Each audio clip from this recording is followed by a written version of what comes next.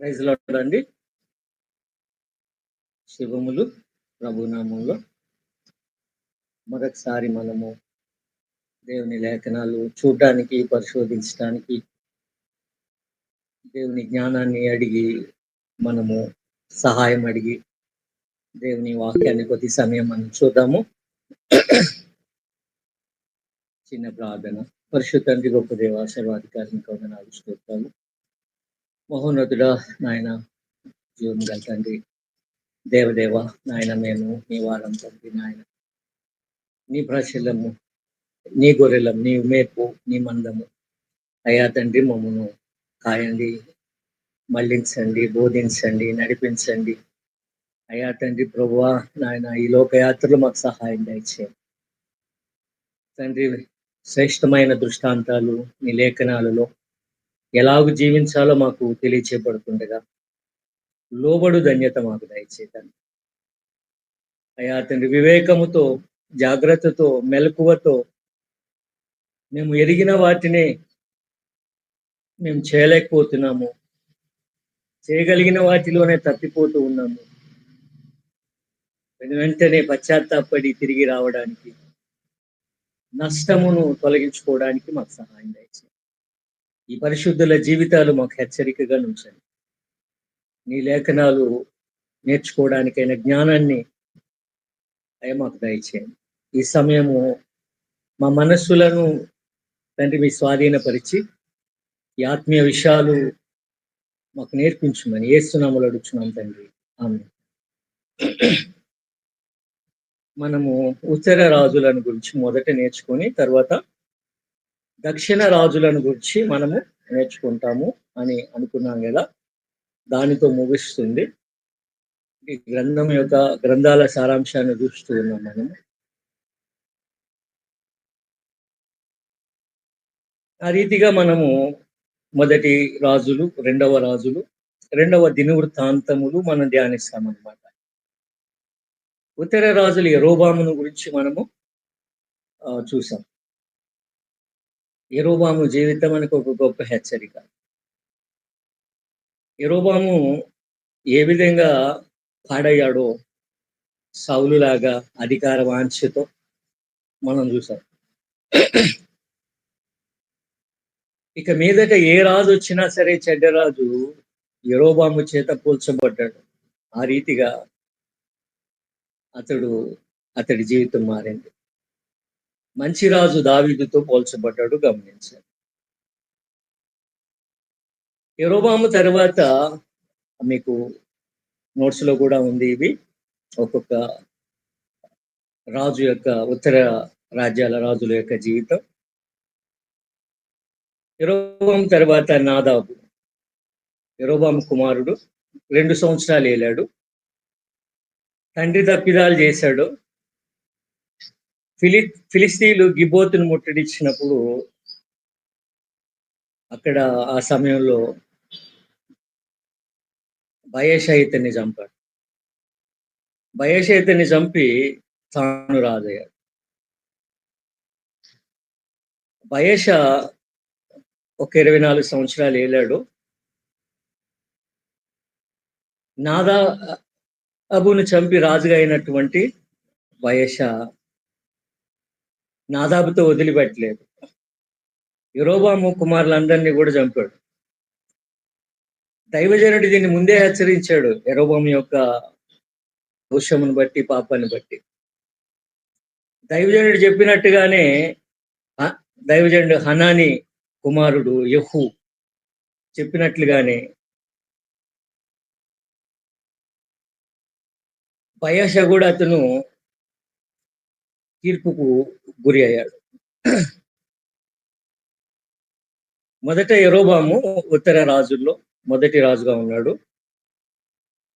ఆ తదుపరి రాజుగా ఉన్నది నాదాబు. నాదాబును చంపి బయెషా రాజయ్యాడు.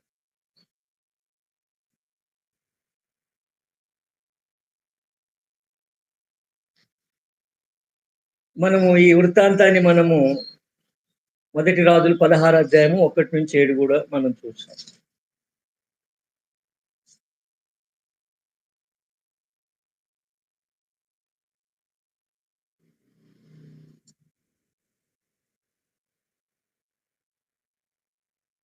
దైవజనుడు హనాని కుమారుడైన యెహూ బయషాని హెచ్చరిస్తాడు. మట్టి నుండి నేను తీసుకొని గొప్ప చేస్తే సింహాసనం మీద కూర్చోబెడితే యరొబాము చేసిన పాపం చేశావు. యరొబాము ప్రవర్తనను చూపావు అని చెప్పి యెహూ అతనిని ఖండించడం జరుగుతుంది. 4వ రాజు ఏలా 2 సంవత్సరాలు పరిపాలన చేస్తాడు. బయెషా యొక్క కుమారుడు. అయితే యుద్ధ రథాల అర్ధభాగం మీద అధికారి అయినటువంటి జిమ్రీ ఇతన్ని కొట్టి చంపుతాడు. ఏలా కూడా తండ్రిలాగా తన దేవతల బట్టి దేవునికి కోపాన్ని కలిగించాడంట. వేగంగా రాజులు మారిపోవటం మనం చూస్తాం. ఉత్తర రాజ్యంలో ఒకరిని చంపి మరొకరు రావడానికి ప్రయత్నం కూడా చూస్తాం. తదుపరి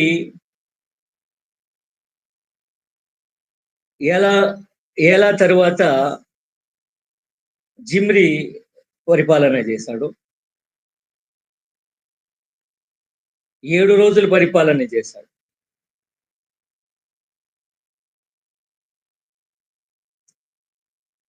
ఇశ్రాయేలు ప్రజలు ఇతన్ని ఇష్టపడలేదు.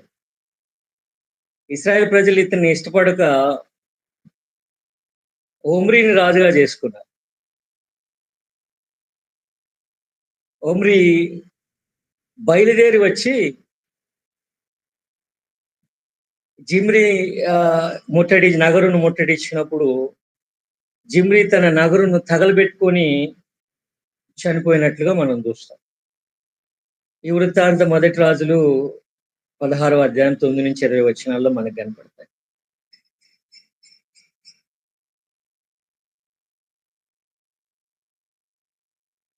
ఉత్తర రాజుల గురించి చూపించాం.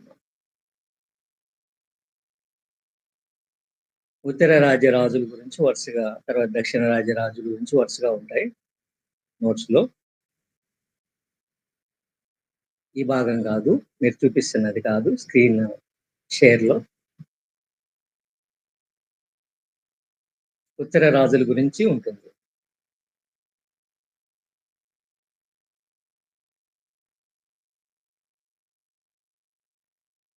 కాబట్టి ఆ రీతిగా ఒమ్రీ రాజు అయ్యాడు. ఒమ్రీ 12 సంవత్సరాలు పరిపాలన చేసినట్లుగా చూస్తున్నాం. మొదటి రాజుల గ్రంథం 16వ అధ్యాయం 21-28 వచ్చిన.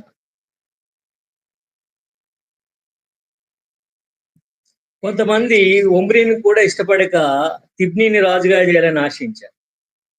కానీ ఒమ్రీ అతని పక్షం వారిని జయించి అతనిని కూడా చంపి రాజుగా అవుతాడు. ఒమ్రీ చారిత్రకంగా, భౌతికంగా, రాజకీయంగా బలమైనటువంటి రాజు. ఆత్మీయంగా కాకపోయినా భౌతికంగా బలమైనటువంటి రాజు. ఇతడు ఒక చారిత్రాత్మకమైన పనిని చేశాడు. షెమెరు అనువాని దగ్గర షోమ్రోను కొండను కొని షోమ్రోన్ పట్టణాన్ని కట్టించాడు. షెమెరు పేరటే ఆ పేరు షోమ్రోన్ అని పిలువబడతాం. ఇతడు చనిపోయినప్పుడు ఇక్కడే షోమ్రోనులో పాతి పెట్టబడ్డాడు.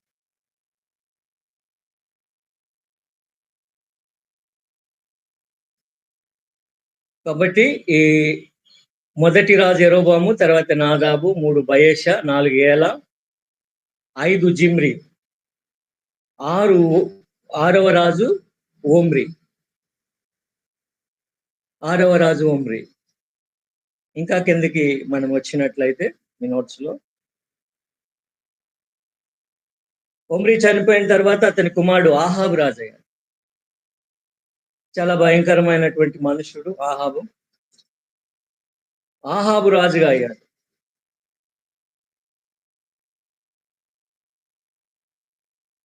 22 సంవత్సరాలు ఆహాబు పరిపాలన చేశాడు. ఒమ్రీ కుమారుడు. సీదోను రాజు యొక్క కుమార్తె ఎత్బయలు కుమార్తె యెజబెలును పెళ్లి చేసుకున్నాడు ఇతడు. ఆమె తనతో పాటుగా తన బయలు దేవతను కూడా తెచ్చుకుంది. దేశంలో నిజ దేవుని ఆరాధన, యావే ఆరాధనను కొట్టివేసి బయలు ఆరాధనను స్థాపించడానికి యెజెబెలు ఆహాబును బహుగా పురికొల్పింది. ఇది తీవ్రమైనటువంటి విషయం. ఈ సమయంలోనే గిలాదు కాపురస్తుల సంబంధి తిష్బీడైన ఏలియా గొప్ప సేవ చేశారు. ఏలియా ఈ కాలంలో అందుకే రాజుల గురించి పెద్దగా ఉత్తర రాజుల గురించి గొప్పగా ఉండదు కాబట్టి నిజమైనటువంటి గొప్ప సేవ ఇప్పుడు ఏలియా, ఎలీషాలు చేస్తారు ఉత్తర రాజ్యాల్లో. ఈ రాజులు దేవుని మీద తిరుగుబాటు చేసి ప్రజలను కూడా తప్పుదోవ పట్టించారు. అబద్ధ ఆరాధనకు నడిపించారు. అహాబు యొక్క ఘోర కార్యాలు బట్టి ప్రజలు చెడిన దాన్ని బట్టి దేశంలో గొప్ప కరువు వచ్చింది. దేవుని మాట మీద, దేవునికి లోబడటానికి, ప్రజలను హెచ్చరించడానికి ఇదిగో కరువు వస్తుంది అని చెప్పేసి ఏలియా ఆహాబుకు ప్రకటిస్తాడు. ఘోరమైన కరువు ఆహాబు యొక్క కాలంలో వచ్చింది. ఆ సమయంలోనే ఎలీషా వెళ్ళి కెరీతు వాగు దగ్గర ఉంటాడు. మనకు తెలుసు కాకులం ద్వారా దేవుడు అతన్ని పోషిస్తాడు. కెరీతు వాగు ఎండిపోయిన తర్వాత సారెపతి విధవరాల్ని దేవుడు ఆయన కొరకు నియమిస్తారు. కొంచెము పిండి, కొంచెం నూనె, కరువు కాలం అంతా కూడా వారిని పోషించడం జరుగుతుంది. అయితే సారెపతి విధవరాలి కుమారుడు చనిపోతే ఏలియా అతనిని లేవనెత్తుతారు. ప్రార్థించి ముమ్మారు అతని మీద పడి ప్రార్థించి లేవనెత్తుతారు. గొప్ప అద్భుతం. మొదటి రాజుల గ్రంథం 18వ అధ్యాయంలో అక్కడ మనకు ఒక ప్రత్యేకమైన వ్యక్తి కనపడతారు. ఆహాబు గృహ నిర్వాహకుడు ఓబద్యా, భయభక్తులు కలిగిన వాడు. ఆహాబు క్రూరుడైతే దేవుని దాసులను యెజెబెలు దైవ జనులను చంపుతూ ఉంటే, ప్రవక్తలను చంపుతూ ఉంటే 50 మందిగా ఒక గుహలో దాసి వారికి ఆహారం ఇచ్చి పోషిస్తాడు ఈ ఆహాబు యొక్క గృహ నిర్వాహకుడు. ఏలియా ఈ గృహ నిర్వాహకుడు ఓబద్యా కలుసుకోవడం మనం అక్కడ చూస్తాం. ఓబద్యా యొక్క జీవితం కొంత మనం అక్కడ ఆ భక్తిపరుని జీవితాన్ని మనము చూస్తాం. ఇక్కడే మనం ఒక గొప్ప కార్యాన్ని, ఏలియా చేసిన గొప్ప కార్యాన్ని, కర్మేలు పర్వతం మీద 450 బయలు దేవతలు, 400 మంది అషేరాదేవి ప్రవక్తలు, వీరితో ఏలియా సవాలు చేయటం మనం చూస్తాం. ఎవరు దేవుడు తెలుసుకుందాము. నిజమైన దేవుడు, మాట్లాడే దేవుడు, జవాబిచ్చే దేవుడు ఎవరు? ఇది ఇప్పుడు సవాలు. ఎంతకాలము 2 తలంపుల మధ్య తడబడతారు ఇశ్రాయేలు ప్రజలారా? రండి తేల్చుకుందాం. యావే దైవమా లేదా బయలు దైవమా అని చెప్పి గొప్ప సవాలు కర్మేలు పర్వతం మీద బయలు ప్రవక్తలు, అషేరాదేవి ప్రవక్తలను పిలువనంపించి అక్కడ ఇప్పుడు సవాల్ ఏమంటే బలి అర్పణను ఆకాశం నుండి అగ్ని వచ్చి దహింపాలి. గొప్ప కార్యం జరుగుతుంది. ఆకాశం బయలు అషేరాదేవి ప్రవక్తలు ఎంత ప్రార్థించినా జవాబు రాదు. అయితే ఏలియా ప్రార్థింపగానే ఆకాశం నుండి అగ్ని వచ్చి ఆ యొక్క బలి అర్పణను దహిస్తుంది. అక్కడనే అతడు వారిని సంహరిస్తాడు. చెడును తుడిచిపెట్టడానికి, మరలా దేవుడు నిజమైన దేవుడని, యావే నిజమైన దేవుడని రుజువుపరచడానికి. కాబట్టి మూయబడిన ఆకాశం మరలా తెరవబడుతుంది, వర్షం వస్తుంది. ప్రార్థన చేసినప్పుడు ఏలియా మరలా, అందుకే దేవుని వాక్యం అంటది ఏలియా మన వంటి మనుష్యుడే. ఆసక్తితో ప్రార్థన చేస్తే ఆకాశం మూయబడింది, ఆసక్తితో ప్రార్థన చేస్తే ఆకాశము తెరవబడింది. మనం రాజుల మీద ఎక్కువ దృష్టి పెడుతున్నాము. ఒకవేళ సమయం ఉంటే తదుపరి మనం ఒక్కోసారి ఏలియా, ఎలీషాల యొక్క జీవితాన్ని మనం తర్వాత చూద్దాము. ఇంత గొప్ప రాజు 19వ అధ్యాయంలోకి వచ్చేసరికి మరలా యెజెబెలు ఆ యొక్క ఆహాబు ద్వారా బయలు అషారాదేవి ప్రవక్తలు చంపబడ్డారని విన్నప్పుడు, వారి వలనే ఏలియా గూడా ఉంటాడో, అలాగు జరిగించకపోతే దేవుడు నాకు గొప్ప హాని కలిగించును గాక అని చెప్పి శపథం పూనినప్పుడు, అది తెలుసుకున్న ఏలియా ప్రాణ భయంతో ఒక దిన ప్రయాణం ఎడారి ఆ అరణ్యంలోనికి పారిపోయి, బదరి వృక్షం కింద కూర్చొని ప్రాణాపేక్షతో ప్రభువా నేను ఇంతకన్నా నా పితరుల కన్నా గొప్పవాణ్ణి గాను. ఇంత చాలయ్యా ఇంతకన్నా ఎక్కువ అక్కరలేదు. ఇంత చాలు నా ప్రాణము తీసుకొనుము అని దేవునికి మొరపెట్టడం మనం చూస్తాం. అతడు అలసిపోయి చాలా డిప్రెషన్‌లో ఉన్న ఏలియా నిరాశ నిస్పృహలలో పడి నిద్రపోతాడు. దేవదూత వచ్చి మేల్కొలిపి ఆహారం ఇచ్చినప్పుడు ఆహారం, నీరు ఇచ్చినప్పుడు తిని మరలా పడుకుంటాడు. ఇదిగో నువ్వు చాలా ప్రయాణం నీ ఎదుట ఉంది.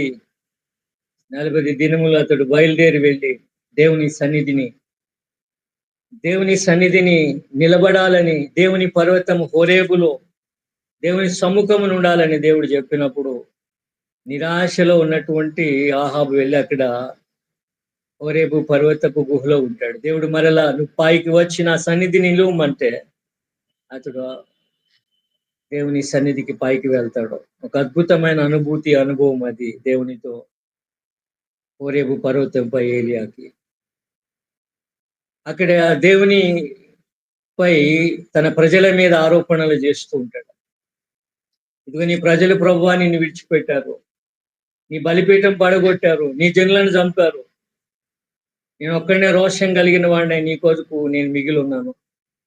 నన్ను కూడా చంపాలని వారు చూస్తున్నారు అని అంటే, దేవుడు అంటాడు బయలుకు మోకాళ్ళు ఉన్నని 7,000 మంది నాకు ఇంకా ఉన్నారు అని అంటాడు. కాబట్టి దేవుడు తెలియజేసేదేమంటే ఇంకా నీకు పని ఉంది. ఇంకా నీవు ఇలాగూ సామాన్యునిగా చనిపోవటం నాకు ఇష్టం కాదు.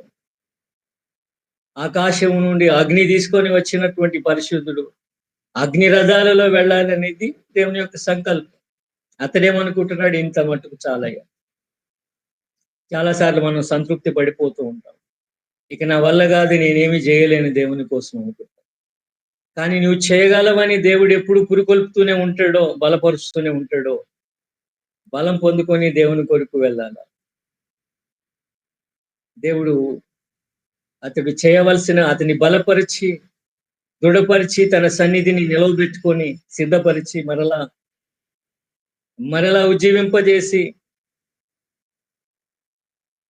షాపాతు కుమారుడు ఎలీషాను 12 అరకల ఎడ్లచే దుక్కి దున్నుతున్నాడు. అతన్ని అభిషేకింపాలని దేవుడు చెప్పినప్పుడు అతడు వెళ్ళినప్పుడు అతడు దుక్కి దున్నుతున్నాడు. 12 అరకల ఎడ్లు చేత దుక్కి దున్నుతున్నాడు. ల్యాండ్ లోడ్ భూస్వామి తన దుప్పటి అతని మీద వేస్తే అతడు తన కలిగిన సర్వము ఆ పాత నిబంధన కాలంలోనే విడిచి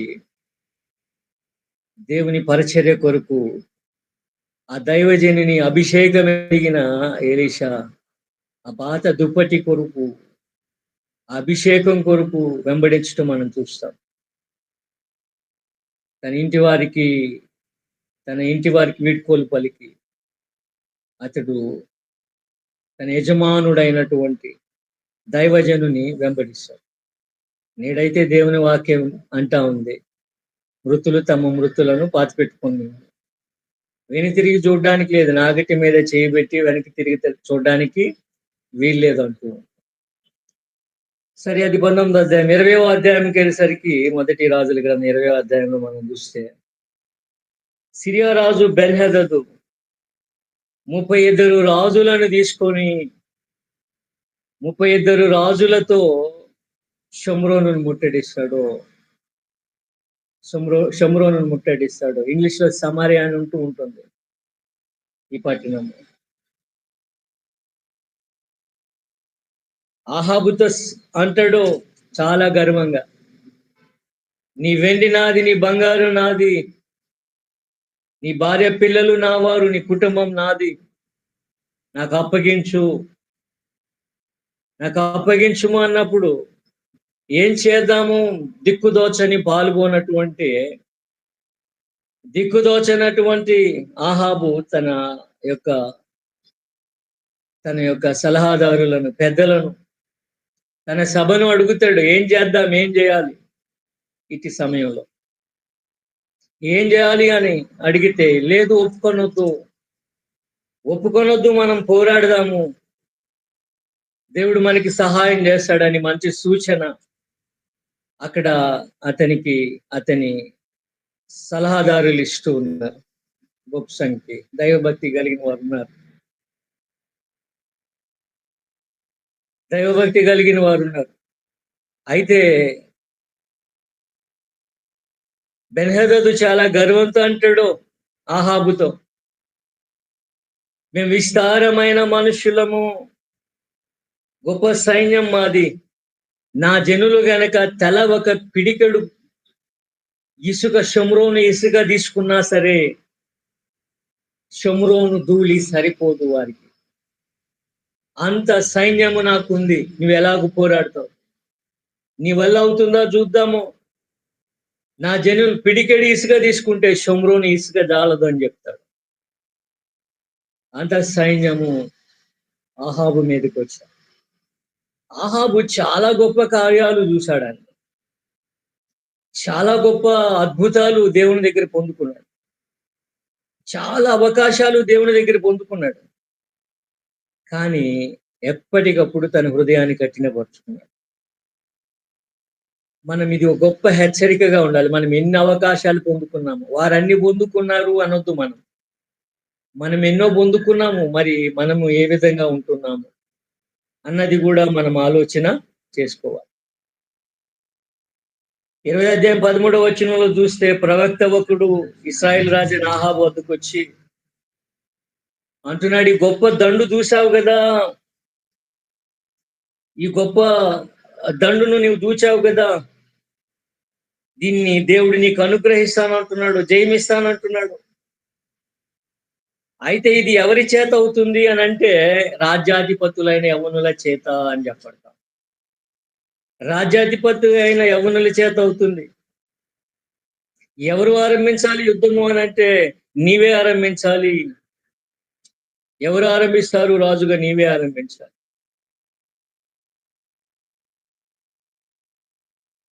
ఆహాబు లెక్క చూసుకుంటే యుద్ధానికి సిద్ధమైనటువంటి రాజ్యాధిపతులు 232 మంది అధిపతులు, తన అధిపతులు, యవ్వన అధిపతులు ఉన్నారు.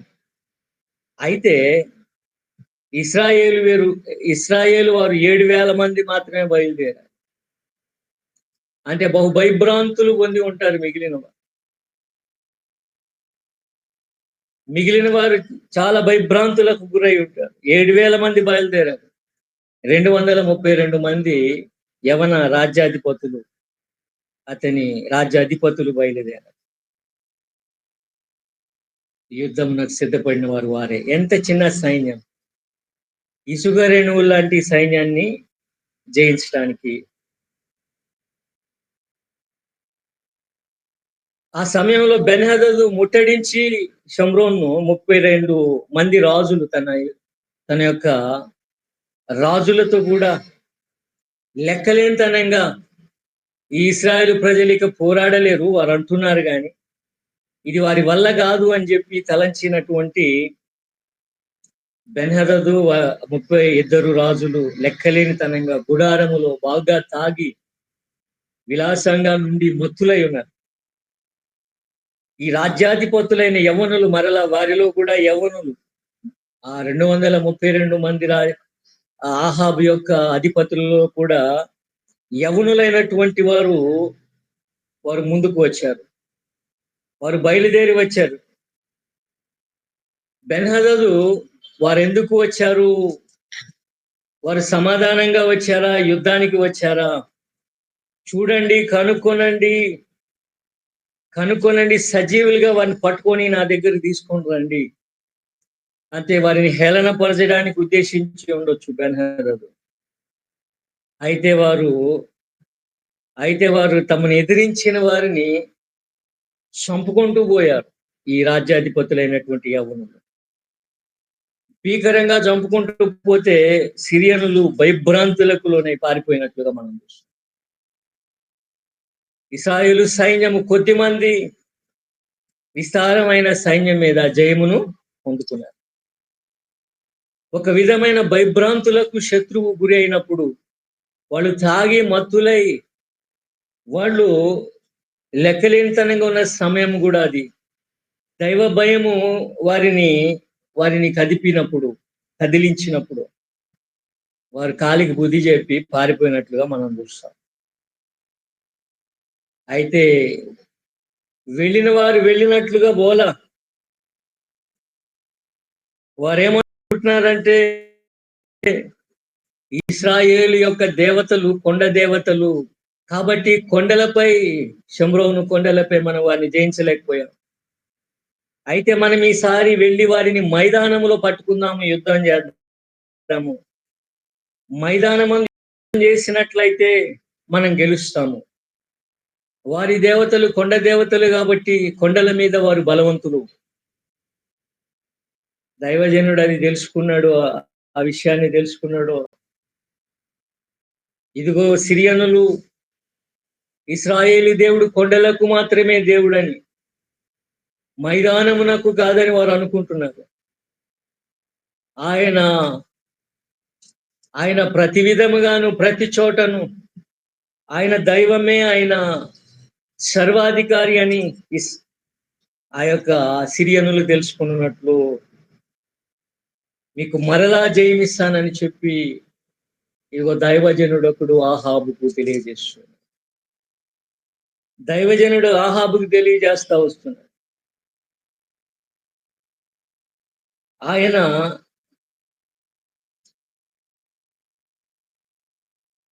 ఆయన నిజమైన దేవుడని, కాబట్టి నీకు ఆయన జయమిస్తాడని అహాబు తెలుసుకోవడానికి, అలాగే సిరియనులు తెలుసుకోవడానికి ఆ విధంగా ఇశ్రాయేలు ప్రజల మీదకు, షోమ్రోను మీదకు సిరియనులు బెన్హదదు వచ్చినప్పుడు గొప్ప జయము ఇశ్రాయేలు ప్రజలు పొందుకుంటున్నారు. ఎంత అద్భుతమైన జయం పొందుకున్నారు అని అంటే, బెన్హదదు పారిపోయి పట్టణంలో ప్రవేశించి ఆయా గదులలో చొరబడి దాగుకోవడానికి ప్రయత్నం చేస్తున్నారు.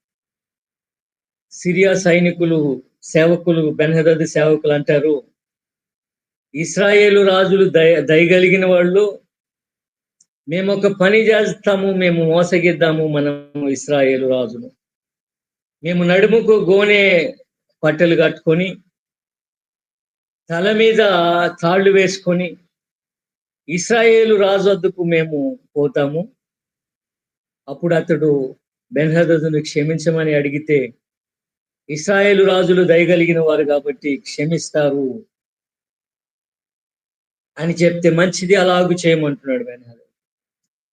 వెళ్ళి ఆహాబును వేడుకుంటే బెన్హదదు తనను క్షమించాల్సిందిగా కోరుతున్నాడు. అడుగుకుంటే ఆహాబు స్పందిస్తున్నాడు. బెన్హదదు నా సహోదరుడు, అతడు ఇంకా సజీవుడై ఉన్నాడా అని చెప్పేసేసి అతన్ని క్షమించి అతన్ని తన రథం మీద ఎక్కించుకొని అతనితో నిబంధన చేసుకుంటున్నాడు. బెన్హదదు తమ తండ్రి చేతిలో నుండి నా తండ్రి తీసుకున్న పట్టణాలు నేను నీకు మరలా అప్పగింతునని చెప్పి అన్నప్పుడు అతనితో సంధి చేసుకుంటున్నాడు. దేవుడు శపితమైన నిషేధించిన జనమును, నిషేధించిన దానిని దేవుని ప్రజలు అంగీకరింపకూడదు. కానీ ఆహాబు మరలా అతడు సౌలు అగగుకు అమాలేకీయుల రాజు అగగుని ఎలాగూ అంగీకరించి, స్వీకరించి తన ఘనతను చూపించుకోవడానికి, గొప్ప చూపించుకోవడానికి అగగుని ఎలాగూ వదిలిపెట్టాడో, అంతకన్నా ఎక్కువ బెన్హదదుని ఇతడైతే ప్రేమగా స్వీకరించి పక్కన కూర్చోబెట్టుకుని రథం మీద. బెన్హదదు నా సోదరుడు అంటూ ఉన్నాడు. తన ఘనతను ఇంత గొప్ప జయము దేవుడిచ్చాడు అనుకోవటల్లా. బెన్హదదు యొక్క గర్వపు మాటలు, నీ బంగారు నాది, నీ వెండి నాది, నీ భార్య బిడ్డలు నా వారు, నేను పట్టుకొని పోతానని చెప్పిన గర్వపు అహంకారపు మాటలు మర్చిపోయాడు. దేవుని హెచ్చరిక శపితమైన దాంతో నిబంధన చేసుకోకూడదు, తుడిచిపెట్టాలన్న హెచ్చరికను కూడా మర్చిపోయాడు. తరతరముల నుండి వస్తున్నటువంటి హెచ్చరికను మర్చిపోయాడు.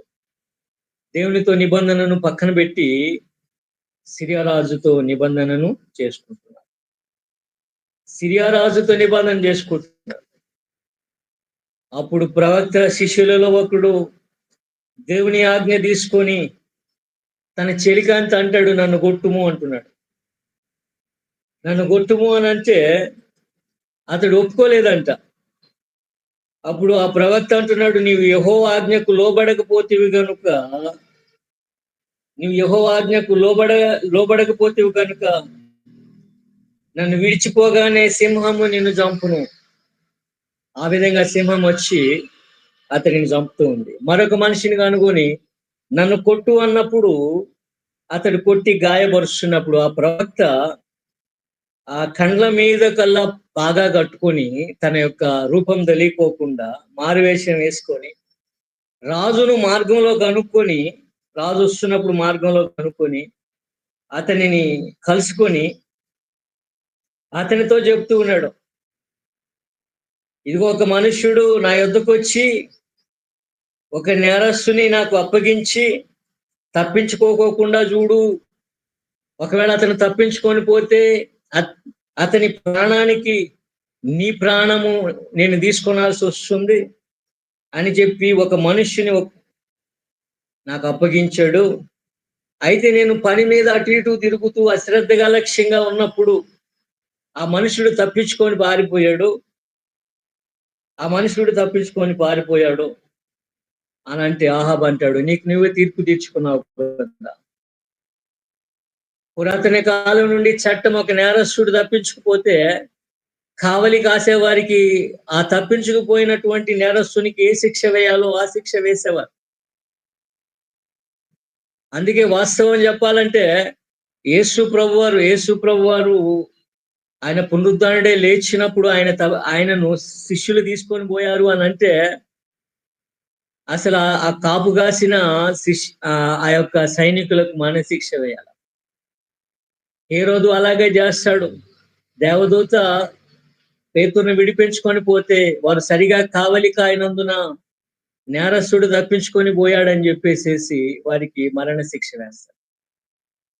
కాబట్టి నీవే తీర్పు తీర్చుకున్నావు, చట్టం కూడా అదే. కాబట్టి నిశ్చయంగా మరణానికి నువ్వు పాత్రుడివేనంటే అతడు తన కండ్ల మీదుగా ఉన్న పాగా తీసి చూపినప్పుడు రాజు పోల్చుకుంటాడు ఆయన ప్రవక్త అని పోల్చుకొని అప్పుడు ప్రవక్త చెప్తూ ఉన్నాడు, నేను శపించిన మనిషిని నీవు నీ చేతిలో నుండి తప్పించుకొని పోనిచ్చావు. నేను శపించిన మనుషుని, నేను మరణ శిక్ష వేసిన మనుషుని నీవు పోనిచ్చావు.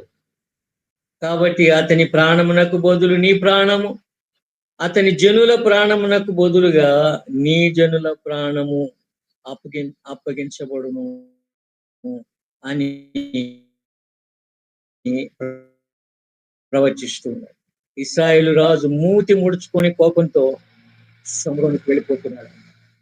ఇశ్రాయేలు రాజు ఎప్పుడు కూడా మూతి ముడుచుకొని ఉంటూ ఉంటాడు. ప్రతిదానికి కూడా చిన్నబుచ్చుకునే మనుషుడు.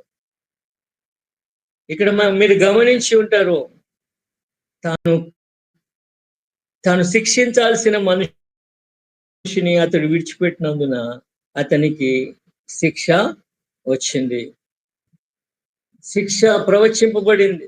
కొన్ని పాఠములు మనం ఇక్కడ చూద్దాం. కొన్ని పాఠములు మనం చూడాల్సిన వారిగా మనం ఉంటున్నాం. దేవుని హెచ్చరిక మానవుడు లోబడాలి. దేవుడు బలహీనులను రక్షిస్తాడు. క్రూరులను శిక్షిస్తాడు ఆయన. దేవుడు బలహీనులను రక్షిస్తాడు కాబట్టి ఎందుకు అనంటే నేను యెహోవా అని నీవు తెలుసుకొనున్నట్లు. నేను దేవుడనని అన్యజనులు తెలుసుకొనున్నట్లు అని చెప్పబడుతుంది 20 అధ్యాయం 13వ వచనంలో. ఆయన దేవుడని మనం తెలుసుకొనున్నట్లు మన బలహీనులమైన మనల్ని ఆయన రక్షిస్తున్నాడు. భౌతికంగాను, ఆత్మీయంగాను మనల్ని రక్షిస్తున్నాడు. భౌతికంగా కూడా దేవుడు మనలను రక్షిస్తున్నాడు. బలహీనులను రక్షించువాడు ఆయన. బలహీనుల పక్షంగా ఉండువాడు. ఆహాబు చాలా తీవ్రమైన, కఠినమైన పరిస్థితులు ఉన్నప్పుడు దేవుడు సహాయం చేశాడు, రక్షించాడు. రెండవది విధేయత బట్టి విజయం వస్తుంది.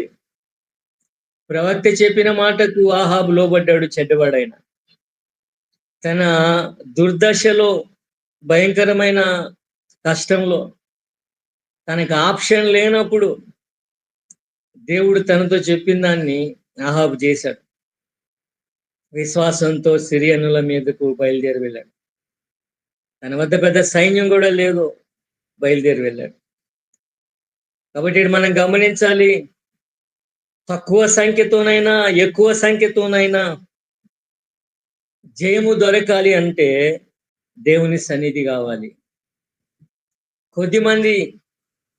కొద్దిమంది రాజ్యాధిపతులైన యవ్వనులు ఒక 7,000 మంది మాత్రమే ఉన్నా కూడా దేవుడు గొప్ప జయము ఇశ్రాయేలు ప్రజలకు ఇచ్చాడు. దేవుని శక్తి అపరిమితము. ఆయన శక్తి కొండలకు మాత్రమే కాదు, మైదానాలకు కూడా. దేవుని శక్తికి స్థలము పరిమితము కాదు. పరిస్థితులు ఆయన శక్తిని పరిమితం చేయలేవు.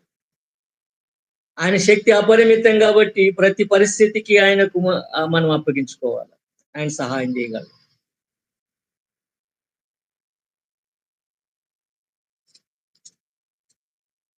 ఆరవదిగా చెడ్డవారితో స్నేహం ఆత్మీయ నష్టాన్ని కలిగిస్తుంది. లోకంతో స్నేహము దేవునితో వైరం.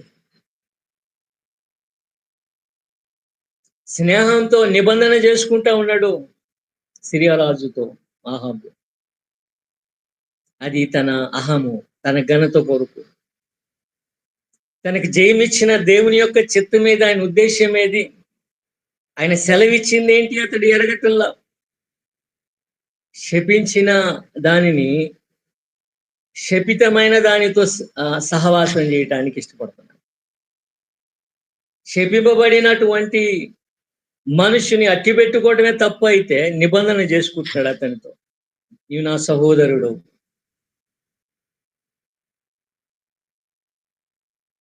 ప్రవక్త హెచ్చరిక చేసినది కూడా అతడు లెక్క చేయలేదు. దేవుని హెచ్చరిక లెక్క చేయలేదు. నేడు కూడా దేవుని వాక్యం మనల్ని హెచ్చరిక చేస్తా ఉంది. కాబట్టి దేవుని హెచ్చరికలు మనం లైట్ గా తీసుకోకూడదు. దేవుని హెచ్చరికకు మనం లోబడాలి. ఎనిమిదవది, విజయానికి గర్వం ఉండకూడదు. గర్వపడినప్పుడు మరలా వస్తాడు. వెళ్ళిపోయినటువంటి ఆ సిరియా రాజు మరలా బయలుదేరి వచ్చాడు. శత్రువు పదే పదే వస్తాడు. జయము కూడా పదే పదే నువ్వు పొందుకోవాలి, విఫలం అవ్వకూడదు. నీ విఫలం అవ్వకూడదని దేవుడు ఆశిస్తున్నాడు. శత్రువును తొలగించుకోవాలని ఆశిస్తున్నాడు.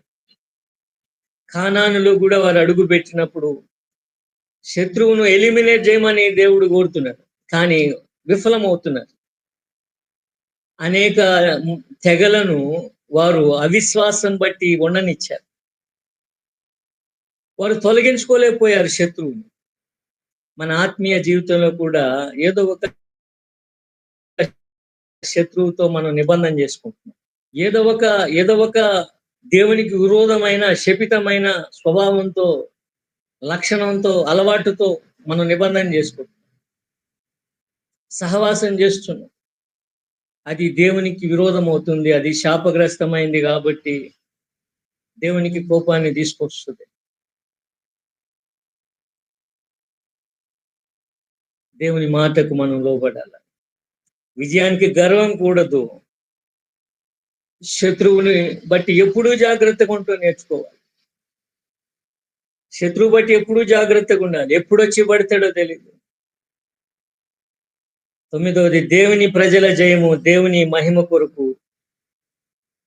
దేవుని ప్రజల జయము, దేవుని మహిమ కొరకై ఉండాలి.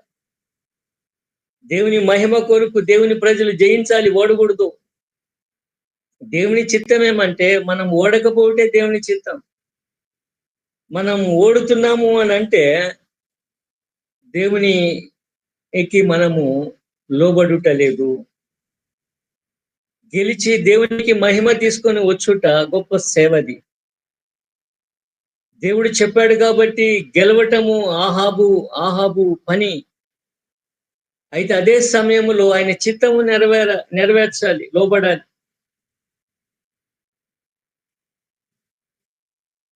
మనము జయించే వారిగా ఉండాలని దేవుడు కోరుకుంటున్నాడు. ఆహాబు యొక్క తప్పిదము అతనికి నష్టాన్ని తెచ్చింది. అతని ప్రజలకు కూడా నష్టాన్ని తెచ్చింది. నీవు పోనిచ్చిన రాజును బట్టి నీ ప్రాణము, అతని జనుల ప్రాణం బట్టి నీ ప్రాణము కోరబడుతుంది. హెచ్చరిక. శపితమైన మనిషిని ఎలా పోనిచ్చావు? అటు పురాతనమైనటువంటి ఆ నియమము అతడు తెలియదా? శత్రువుని వదిలిపెట్టటము ప్రాణాపాయమని. దేవుని మాటకు లోబడకపోవటం.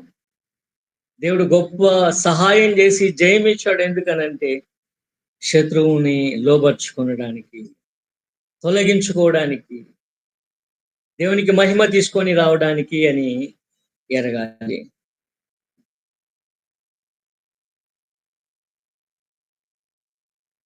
21వ అధ్యాయము ఆహాబు యొక్క మరొక తప్పిదం కనపడుతుంది. ఆహాబులో ఎన్నో తప్పిదాలు కనపడుతున్నాయి.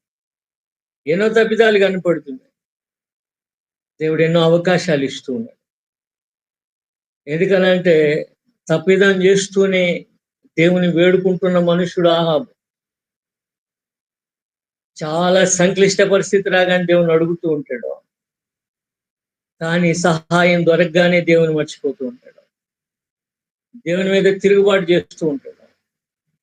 మన వంటి వాడు, మనలాంటి మనుషుడు అతడు. 21వ అధ్యాయం మనం చూస్తే ఇజ్రాయేల్లో షోమ్రోన్ రాజైన ఆహాబుకు తన నగరును ఆనుకొని యెజ్రెయేలు వాడైనటువంటి నాబోతుకు ద్రాక్ష తోట ఉంది. నాబోతు యొక్క ద్రాక్ష తోట అతని నగరును ఆనుకొని ఉంది. కాబట్టి ఆ కూర తోట నాకిమ్ము అంటున్నాడు. నేను దానికి ప్రతిగా నీకేం కావాలంటే అది ఇస్తాను. దాన్ని క్రయానికి నాకివ్వు. దేవుని ప్రజలకు దేవుడు స్వాస్థ్యం ఇచ్చాడు. ప్రతి ఒక్కరి స్వాస్థ్యము నిలిచి ఉండాలని చెప్పి దేవుడు ఆశించాడు. కాబట్టి ఇశ్రాయేలు దేశంలో తవ్వకాలలో ఎన్నో విషయాలు బయటపడుతూ ఉంటాయి, కానీ క్రయ విక్రయాల పత్రాలు దొరకవు. కారణం ఏమి అంటే దేవుడిచ్చిన స్వాస్థ్యాన్ని అచ్చిపెట్టుకోవాలా, అమ్ముకొనకూడదు. నాబోతు ధర్మశాస్త్రం ఎరిగినటువంటి మనుషుడు. భూమిని స్వాస్థ్యాన్ని ప్రేమించుట, దేవుడిచ్చాడు నాకు ఈ స్వాస్థ్యమని. స్వాస్థ్యాన్ని ప్రేమించుట, దేవుని ప్రేమించుట నాబోతు తెలుసు. ధర్మశాస్త్రమును ప్రేమించువాడు తన స్వాస్థ్యాన్ని అమ్ముకొనకూడదు. ఒకవేళ ఇశ్రాయేలు ప్రజలు ఒకవేళ తమ యొక్క పొరుగువాని యొక్క శ్వాసాన్ని తీసుకున్న 50వ ఏట దాని ఫలాలు అనుభవించి 50వ ఏట దాన్ని తిరిగి విడిచిపెట్టేయాలి. ఆ ఫలములు తీసుకున్నావు చాలు, అది వారసులకే మరలా అవుతుంది. నాబోతు తన స్వాస్థ్యాన్ని ఎంతైనా సరే ఇవ్వడానికి ఇష్టపడటల్లా. అది అతని యొక్క భయభక్తులు కలిగిన జీవితము. అది అతని విశ్వాసము, ధర్మశాస్త్రముపై, దేవునిపై నమ్మకత్వము. కాబట్టి పాత నిబంధన పరిశుద్ధుల నమ్మకత్వము భిన్నమైంది మనకు. మన నమ్మకత్వము ప్రభువు పట్ల మన ప్రేమ, విశ్వాసము, ఆయన ఆజ్ఞలు అనుసరించుటను బట్టి కొలవబడితే, ఇక్కడ నమ్మకత్వము వారి ధర్మశాస్త్రాన్ని అనుసరించడాన్ని బట్టి కొలవబడతాం. కాబట్టి అతడు ఒప్పుకోలేదు. ఎంత మాత్రం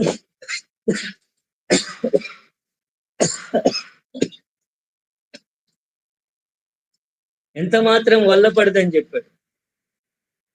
అతడు ఒప్పుకోనలేదు. కాబట్టి చాలా బాధపడి మరలా మూతి ముడుచుకొని, మరొకసారి మూతి ముడుచుకొని, ఎవరితో మాట్లాడకుండా, భోజనం చేయకోకుండా ఒక మహారాజు అయ్యుండి, ఒక రకంగా ఆహాబు సున్నిత మనస్కుడిలా కనపడుతున్నాడు. కానీ క్రూరమైన తన భాగస్వామిని బట్టి క్రూరుడిగా మారుతున్నాడు.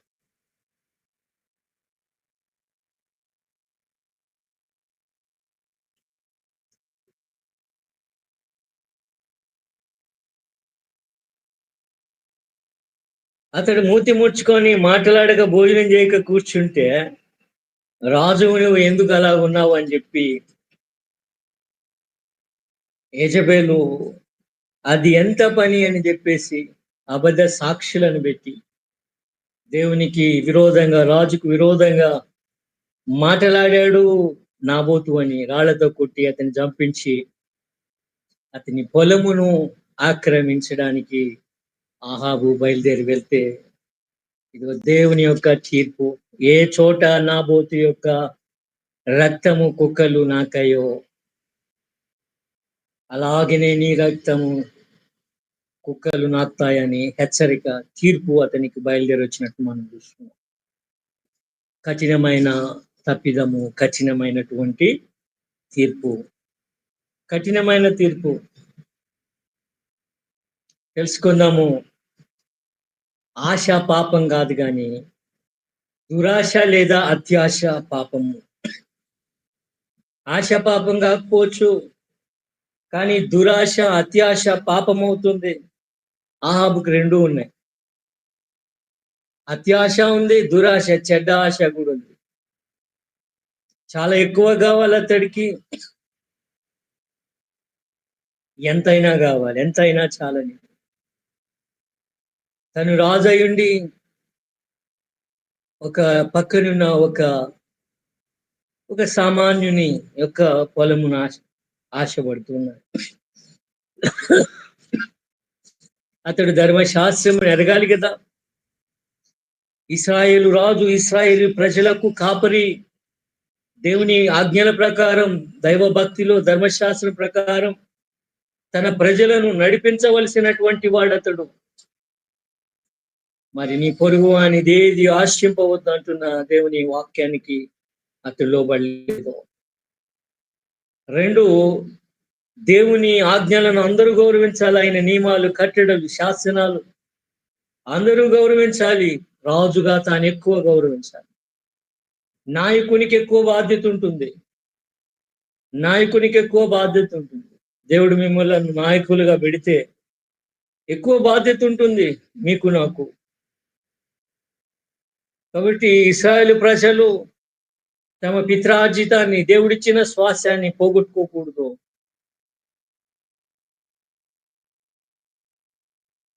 మూడవదిగా, చెడ్డ భాగస్వామి, చెడ్డ స్నేహితుడు ప్రమాదకరం. యెజబెలు ఆహాబును చెడగొట్టి చాలా దుష్టత్వంతో నింపినట్లుగా మనం చూస్తాం. నాలుగోది, నేరం వెంబడి నేరం, తిరుగుబాటు వెంబడి తిరుగుబాటు అతడు చేస్తూ వస్తున్నాడు. అవిధేయత వెంట అవిధేయత, అధికార దుర్వినియోగం, అబద్ధ సాక్ష్యం, పరులది ఆశించుట, చంపుట, చాలా నేరాలు అగ్గుపడుతున్నాయి ఒక నేరంలో. 5, దేవుడు బలహీనులకు జరిగిన అన్యాయం చూస్తాడు. పాపానికి తీర్పు తీరుస్తాడు, శిక్ష వేస్తాడు, న్యాయం చేస్తాడు. మనుషులకు తెలియకపోవచ్చు, పట్టించుకోకపోవచ్చు. మనుషులు బలవంతుల పక్షంగా ఉండొచ్చు, కానీ దేవుడు బలహీనుల పక్షంగా ఉంటాడు. ఆయన మంచి న్యాయాధిపతి, మంచి న్యాయాధిపతి, గొప్ప న్యాయాధిపతి, గొప్ప న్యాయాధిపతి హర్షోపేత. కాబట్టి ఆయన న్యాయం చేయవాడు, ఆయన న్యాయం చేయవాడు. పాపము దాగదు, పశ్చాత్తాపము, ఒప్పుకోలు, శిక్షను వాయిదా వేస్తే, పశ్చాత్తాపం, ఒప్పుకోలు, శిక్షను వాయిదా వేస్తే, పాపము విడిచి మారు మనసు పొందటాన్ని బట్టి శిక్ష తొలగిపోతుంది. కాబట్టి ఆహాబు సగభాగమే ఎప్పుడు వాడుతూ ఉంటాడు. కన్నీరు గార్చి పశ్చాత్తాపడి ఒప్పుకుంటా ఉంటాడు. శిక్ష వాయిదా పడుతుంది, కానీ పాపం విడిచిపెట్టుట, మారు మనస్సు పొందుట శిక్ష పూర్తిగా తొలగటానికి కారణము. దానిని అతడు ఉపయోగింపడు. చాలాసార్లు మానవులు ఇదే చేస్తూ ఉంటారు. నమ్మకత్వం మాత్రమే జీవం ఇస్తుంది, ఆశీర్వాదం ఇస్తుంది. 22వ అధ్యాయం, మొదటి రాజుల గ్రంథం 22వ అధ్యాయం ఒక విశేషమైనటువంటి భాగము. ఆహాబు జీవితంలో ఒక సంఘటన, ఒక విశేషమైనటువంటి సంగతి అది. అక్కడ మనము గమనించవలసినది చాలా ఉంది. చూద్దాము. మొదటి రాజుల గ్రంథం 22వ అధ్యాయంలో మనం గమనిస్తే, సిరియనులు, ఇశ్రాయేలు వారు 3 సంవత్సరాలు ఒకరితో ఒకరు యుద్ధం చేశారు. 3 ఏళ్ళు ఒకరితో ఒకరు యుద్ధం చేశారు మానక. యుద్ధాలు జరుగుతూనే ఉన్నాయి. పదే పదే వారు వస్తున్నారు, పదే పదే వారు పోరాడుతూ ఉన్నారు. దేవుడు సహాయం చేసి ఇశ్రాయేలు ప్రజలకు జయమిస్తున్నాడు విస్తార సైన్యం మీద. 3వ సంవత్సరంలో ఈసారి యూదా రాజు యెహోషాపాతు ఇశ్రాయేల్ రాజు వద్దకు వచ్చాడట. యూదా రాజు యెహోషాపాతు ఒక మంచి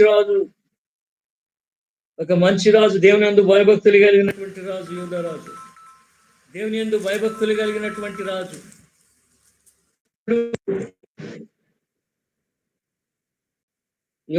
అతడు యెహోషాపాతు ఆహాబు వద్దకు వచ్చాడు. ఆహాబు అంటాడు, రామోత్గిలాదు మనదని మీకు తెలుసు కదా, సిరియా రాజు చేతిలో ఉంది. మనం వెళ్ళి సిరియా రాజును ఓడించి రామోత్గిలాదును మరలా తీసుకుందాము. సిరియా రాజును ఓడించి రామోత్గిలాదుని మరలా మనం తీసుకుందాము, స్వాధీనపరుచుకుందాము అని అంటే యెహోషాపాతు అంగీకరిస్తున్నాడు. నేను నీ వాడును, నా ప్రజలు నీ ప్రజలు, నా గుర్రములు నీ గుర్రములు అని యెహోషాపాతు. ఎంత గొప్ప స్నేహము, సహవాసం వారి మధ్య ఉందో గాని, యెహోషాపాతు మాటలు గొప్ప స్నేహాన్ని సూచిస్తా ఉన్నాయి. ఆహాబుతో గొప్ప స్నేహం, మంచి స్నేహం చేస్తున్నాడు యెహోషాపాతు. ఒక మంచి రాజు, యూదా రాజ్యంలో ఒక మంచి రాజు, ఇశ్రాయేల్ రాజు ఒక చెడ్డ రాజుతో మంచి స్నేహంలో ఉన్నారు. ఎంత స్నేహమో చూడండి. నేను నీ వాడును, నా గుర్రములు నీ గుర్రములు, నా జనులు నీ జనులు అనేటంత స్నేహాన్ని అతడు కోరుతున్నాడు, ఇస్తూ ఉన్నాడు. అయితే భక్తి కలిగిన రాజే, దైవ భయం కలిగిన మనుషుడు, దైవ భయం కలిగినటువంటి మనుషుడే ఎప్పుడైనా సరే ఏమంటున్నాడంటే, నేడు యెహోవా యొద్ద విచారణ చేద్దాము అండి. దేవుని వద్ద విచారణ చేద్దాం. Let us enquire with God. దేవుని అడుగుకుందాము. వెళ్ళాల వద్దో దేవుని అడుగుదాము. ఎంత మంచి ఆలోచన, ఎంత మంచి సుగుణం ఇది. అందుకే కదా యెహోషాపాతు భక్తి కలిగిన వాడు. దేవుని అడగకుండా ఏం చేయకూడదు. దేవునిని అడుగుదాము. ప్రవక్తలను పిలువనంపించు. ప్రవక్తలను పిలువనంపించు అని అంటే 400 మంది ప్రవక్తలు 400 మంది ప్రవక్తలు దే ఆర్ ప్రొఫెషనల్స్. రాజు తన ఆస్థానములో భక్తి కలిగిన వారు వీరి ఇశ్రాయేలు ప్రజలు కావచ్చు, యూదా రాజులు కావచ్చు, దేవుని ప్రజలు, దేవుని రాజులు వీరు. దేవుని యందు భయభక్తులు కలిగిన వారిగా ఉండాలి. దేవుని వారిగా ఉండాలి. కాబట్టి వారు అనేకులు మత సంబంధంగా ఉన్నారు. అనేక సార్లు చెడ్డ రాజులయ్యారు. కానీ నిజమైన ఆత్మీయత కలిగిన వారైతే వారు మంచివారు, అద్భుతమైనటువంటి. మత సంబంధంగా ఉన్నప్పుడు మతము మనిషిని వాడు చేస్తుంది. ఆచారమైన ఆహ్, ఆచార రీతిగా ఆరాధన మనిషిని పాడు చేస్తుంది. మతం మత్తు కలిగిస్తుంది, కానీ ఆత్మీయత ఆశీర్వాదాన్ని కలిగిస్తుంది. 400 మంది ప్రవక్తలను పిలిపించాడు ఆహాబు. యుద్ధం చేయడానికి రామోద్గిలాదు మీదికి పోదునా పోకుందునా విచారణ చేయమని అడిగినప్పుడు ప్రవక్తలు వారు అంటున్నారు, యెహోవా దానిని రాజైన నీ చేతికి అప్పగించును, వెళ్ళండి పొండి అని చెప్పి అంటున్నారు. వెళ్ళండి రాజా మీరు జయం పొందుకుంటారు. దేవుడు రామోద్గిలాదుని మీ చేతికి ఇస్తానంటున్నాడు.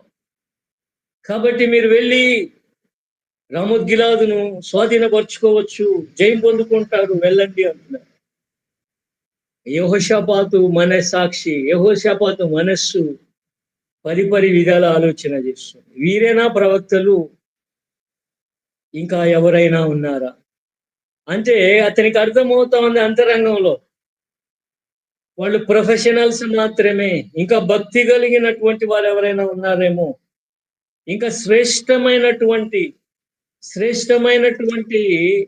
సలహా, శ్రేష్టమైనటువంటి ప్రవచనము పట్టుకొని వచ్చే దేవుని చిత్తము చెప్పే మనుషుడు కావాలి అని యెహోషాపాతు ఎరుగును. చెప్పబడిన ప్రతి ప్రవచనానికి ఆందోళన పడుట సరికాదు. కొన్నిసార్లు అది కరెక్ట్ కాకపోతే మన అంతరంగం కూడా చెప్తూ ఉంటుంది కొంత. యెహోషాపాతు అంతరంగం చెప్తూ ఉంది, ఇది కరెక్ట్ కాదని. కానీ అతడు భౌతికమైనటువంటి కనుదృష్టితో చూస్తున్నప్పుడు అంతా బాగున్నట్టుంది. ఈ అయోమయంలో అతడు దేవుని వద్ద విచారణ కోరుతున్నాడు. ఈ ప్రవక్తలను అతడు నమ్మలేకపోయాడు. వీరు కాకుండా ఎవరూ లేరా అంటే ఇశ్రాయేలు రాజు అంటాడు, ఇమ్లా కుమారుడు మికాయా ఉన్నాడండి.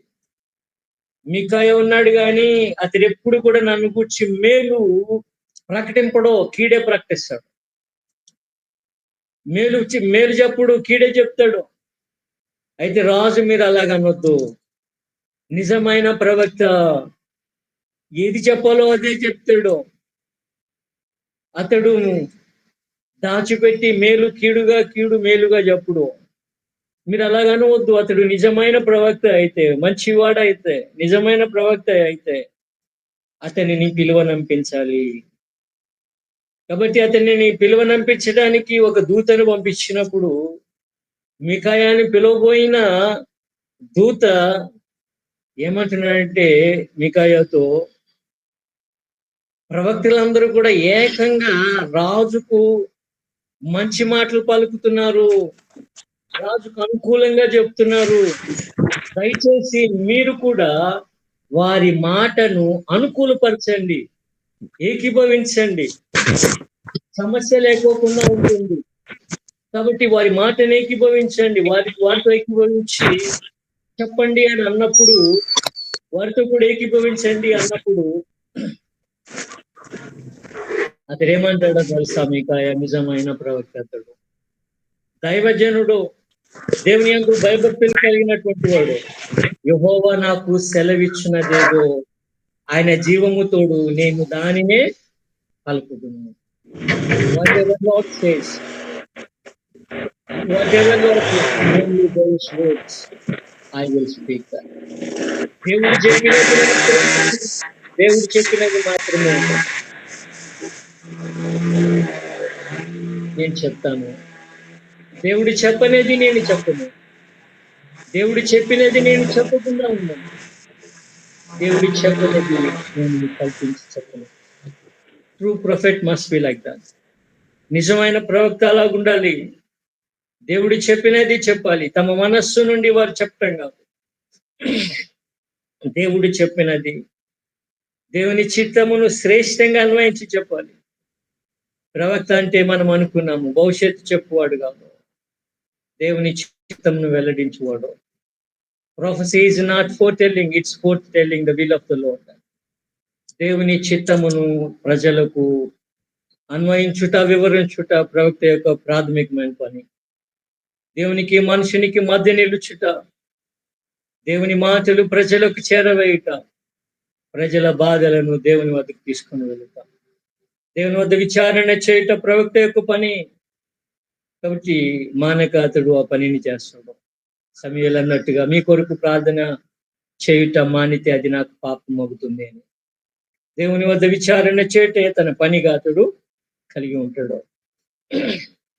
రాజు వద్దకు వచ్చినప్పుడు రాజు అడుగుతున్నాడు, మికాయా నీవే ముందువయ్యా, నీవేమంటావు అని అంటే, యుద్ధం చేయడానికి మేము రామోద్గిలాదు మీదకి పోకుందుమా, యెహోవా దానిని రాజు అయిన నీ చేతికి అప్పగించును గనుక నీవు దాని మీదికి పొమ్ము, పోయి జయమొందుము అని అంటున్నాడు. These words are sarcastic. ప్రవక్త అంటున్నాడు, వెళ్తావా అయితే వెళ్ళు. అందులో వ్యంగ్యం అర్థమైంది రాజుకి. ఎందుకనంటే ప్రవక్తకు ఆహాబు మనసు అర్థమైంది, ఆహాబుకు ప్రవక్త యొక్క ఉద్దేశం అర్థమైంది. మాట వేరైనా మనసేంటో ఒక మనిషి నుంచి ఇంకొక మనిషికి అర్థమవుతూ ఉంది కదా. అంటే చాలా సార్లు మనం ఏదైనా ఒక విషయం నాకు తెలియట్లేదు అంటున్నామంటే మనము వాస్తవంగా దాన్ని తెలుసుకోవడానికి ఇష్టపడటం లేదు. ఆహాబు సత్యాన్ని తెలుసుకోవడానికి ఇష్టపడటంలా, కానీ అడుగుతున్నాడు. కాబట్టి వ్యంగ్యంగా ప్రవక్త అంటున్నాడు, వెళ్ళి జయం పొందు. ఇది వ్యంగ్యమైన మాట అని కూడా ఆహాబుకు అర్థమైపోయింది. వెంటనే ఏమంటాడంటే, యెహోవా నామం బట్టి నిజమైన మాటలే నీవు నాతో పలకవలెనని నేనెన్ని మార్లు నీతో చెప్పి తిని. ఆహాబుకి ఎంత కోపం వచ్చిందో చూసారా. నిజం చెప్పాలని నేను ఎన్ని మార్లు చెప్పాను. నిజమే చెప్తానని నిజమైన ప్రవక్త కూడా ఎన్ని మార్లు చెప్పాడు. ఎన్ని మార్లు దేవుని వాక్యము సత్యమే మనతో చెప్తూ ఉండగా మనం వినిపించుకోలేదు. కాబట్టి ఆహాబు అంటున్నాడు, నిజమే చెప్పాలి, ఎందుకు అలా మాట్లాడుతున్నావు వ్యంగ్యంగా అన్నట్టుగా అడుగుతున్నాడు. అప్పుడు చెప్తున్నాడు, నిజమును చెప్తున్నాడు. మికాయా, ఇశ్రాయేలీయులందరూ కాపరి లేని గొర్రెల వలె కొండల మీద చెదిరి ఉండుట నేను చూచి తిని, వారికి యజమాని లేడు. కాబట్టి ఎవరి ఇంటికి వారు సమాధానంగా వెళ్ళవలెనని యెహోవా ఆజ్ఞాపించుచున్నారు. దేవుడు సెలవిస్తున్నాడు, యుద్ధము వద్దు, ఓడిపోతారు, కొండల మీద చెదిరిపోతారు. కాబట్టి సమాధానంగా మంచిగా ఇప్పుడు అంత అంత అవసరత ఏమొచ్చింది నీకు యుద్ధానికి? నువ్వు సమాధానం కలిగి ఇల్లు. రామోద్గిలాదు కోసం సిరియా వారి మీదకి పోవద్దు, నీవు ఓడిపోతావు అని చెప్పి స్పష్టముగా తేట తెల్లంగా ప్రవక్త తెలియజేశాడు. తేట తెల్లంగా ప్రవక్త చూసారా, ఇతడు నన్ను గూర్చి మేలు పలకడు, కీడే ప్రవచిస్తాడని నేను చెప్పలేదా అంటున్నాడు ఆహాబు. Understand the human mind. మన మనసు కూడా అంతే, మనము కూడా అంతే. మనము కూడా అలాగే తిరుగుబాటు చేస్తూ ఉంటాము. అర్థమవుతున్నప్పుడు సత్యము వాస్తవము అగుపడుతున్నప్పుడు స్పష్టంగా మనకేం కావాలో దానిని గూర్చి తలంచి, దానిని ఆశించి అది జరగాలని మనం ఏది తలుస్తామో అదే జరగాలని ఆశిస్తూ మనమే సత్యాన్ని వక్రీకరించుకుంటాం. సత్యమును వక్రీకరించుకోవడానికి చూస్తూ ఉంటాం. ఆహాబు అంటున్నాడు, చూసారా కీడే చెప్తాడు మేలు చెప్పడని నేను చెప్పాను కదా. వెంటనే ఉపమానంగా చెప్తూ ఉన్నాడు మీకాయా. ఇదిగో నేను యెహోవా సింహాసనాసీనుడై ఉండగా, ఆలకించు యెహోవా సింహాసనాసీనుడై ఉండగా, పరలోక సైన్యమంతా కుడి పార్శ్వమున ఎడమ పార్శ్వమున నిలిచి ఉండగా, అహాబు రామోత్గిలాద్ మీదకు పోయి అక్కడ ఓడిపోవునట్లు ఎవడు అతనిని ప్రేరేపించును అనంటే, ఓడిపోవడం కోసం రామోత్గిలాదు మీదకి అతడు వెళ్ళడం కోసం ఎవరు అతన్ని ప్రేరేపిస్తారని దేవుడి సింహాసనాసీనుడై ఉండగా, అటు ఇటు దూతలుండగా దేవుడు అడుగుతున్నప్పుడు ఒకరలాగా ఒకరిలాగా ఇలా ప్రేరేపిస్తాను, అలా ప్రేరేపిస్తానని చెప్తూ ఉన్నారు. అయితే ఒక అబద్ధమాడు ఆత్మ, ఒక అబద్ధమాడు ఆత్మ, ఒక అపవిత్రాత్మ, ఒక చెడ్డ ఆత్మ, ఒక ఈవిల్ స్పిరిట్ అంటూ ఉంది. ఒక దయ్యం అంటూ ఉంది. నేను ఆ ప్రవక్తల నోట అబద్ధమాడు ఆత్మగా ఉండును. అతని నేను ప్రేరేపిస్తాను. అతని నేను మోసగిస్తాను. నేను వెళ్తానంటే అప్పుడు అంటున్నాడు ఆయన, వెళ్ళు పోయి నువ్వు జయం పొందుకుంటావు అని అంటున్నాడు. మీకాయా ఈ మాటలు ప్రవచించినప్పుడు కెనయానా కుమారుడైన సిద్కియా అనేటటువంటి మరొక ప్రవక్త ఇతడు ఇనుప కొమ్ములు చేసుకొని వచ్చి నువ్వు పొడిచి మహారాజా మీరు ఇలాగు పొడిచి వారిని అంతమొందిస్తారు, జయము పొందుకుంటారు, తుతునీయులుగా సైన్యాన్ని చేస్తారు అని ప్రవచించిన ప్రవక్త. 400 మంది కూడా నా రాజుకు అనుకూలంగా గెలుస్తావు అని అన్నారు గాని, సామాన్యంగా చెప్పారు గాని, వీళ్ళలో కూడా ఇంకా ఎక్కువ కంచు మోగినట్టు మోగిన ప్రవక్త ఎవరు అని అంటే ఈ సిద్కియా. ఇంకా ఎక్స్ట్రా ఇంత 400 మందిలో ఒక్కడిగా ఉండటం అతడికి ఇష్టం లేదు. ఇంకా ఎక్కువ చేసి చెప్పాలి కాబట్టి నాటి నిజమైన ప్రవక్తలు చెప్పేటటువంటి ఉపమాన రీతిగా డ్రమటైజ్ చేసి చెప్తూ ఉన్నాడు. సింబాలిక్ గా అతడు ఏం చేశాడంటే, నిజమైన ప్రవక్తలు కూడా వారు సింబాలిజం వాడారు. మనం చూస్తాం ఒక ప్రవక్త తలపాగా కట్టుకొని ఒక సామాన్యునిలాగా వేషం వేసుకొని ఒక ఉపమానాన్ని చెప్పటం ఇందాక చూసాం. అట్లాగే ఇనుప కొమ్ములు చేసుకొని పొడిచి నీవు జయము పొందుకుంటావు అని చెప్పేసేసి రాజుతో చెప్పిన ఈ ప్రవక్త అతడు మికాయాను చెంప మీద కొడుతూ ఉన్నాడు. చెంప మీద కొట్టి అతడు ఏమంటున్నాడో తెలుసా? యెహోవా ఆత్మ ఇప్పుడే నా వద్దకు వచ్చింది. ఏ మార్గంలో నీ వద్దకు వచ్చింది? ఒక ప్రవక్త దేవుని యొక్క స్వభావం ఎరగని వాడుగా ఉంటున్నాడు. అబద్ధ ప్రవక్త ఎలాగూ గుర్తింపాలంటే దేవుని చిత్తమును ఎరగని వాడు మాత్రమే కాదతడు. తన సొంత చిత్తమును లేదంటే అక్కడున్న పరిస్థితికి అనుకూలతను అతడు తెలియజేసేవాడు మాత్రమే కాకోకుండా అతడు ఎలాంటి వాడు అనంటే దేవుని యొక్క స్వభావమును ఎరగని వాడు, దేవుని గుణ లక్షణాలను అతడు ఎరగనటువంటి వాడు. కాబట్టి నా వద్దకు దేవుని ఆత్మ వచ్చింది, ఈ సంగతిని ఈ యొక్క దర్శనాన్ని నాకు చూపించింది, గెలుస్తాడు, ఇనుప కొమ్ములతో పొడిచి గెలిచినంతగా తుత్తనీయులు చేయనంత విజయం దొరుకుతుందని దేవుని ఆత్మ నాకు తెలియజేసింది. మరి ఎప్పుడు నీ వద్దకు వచ్చి దేవుని ఆత్మ నీకు ఆ దర్శనాన్ని ఇచ్చింది అని అడుగుతున్నాడు.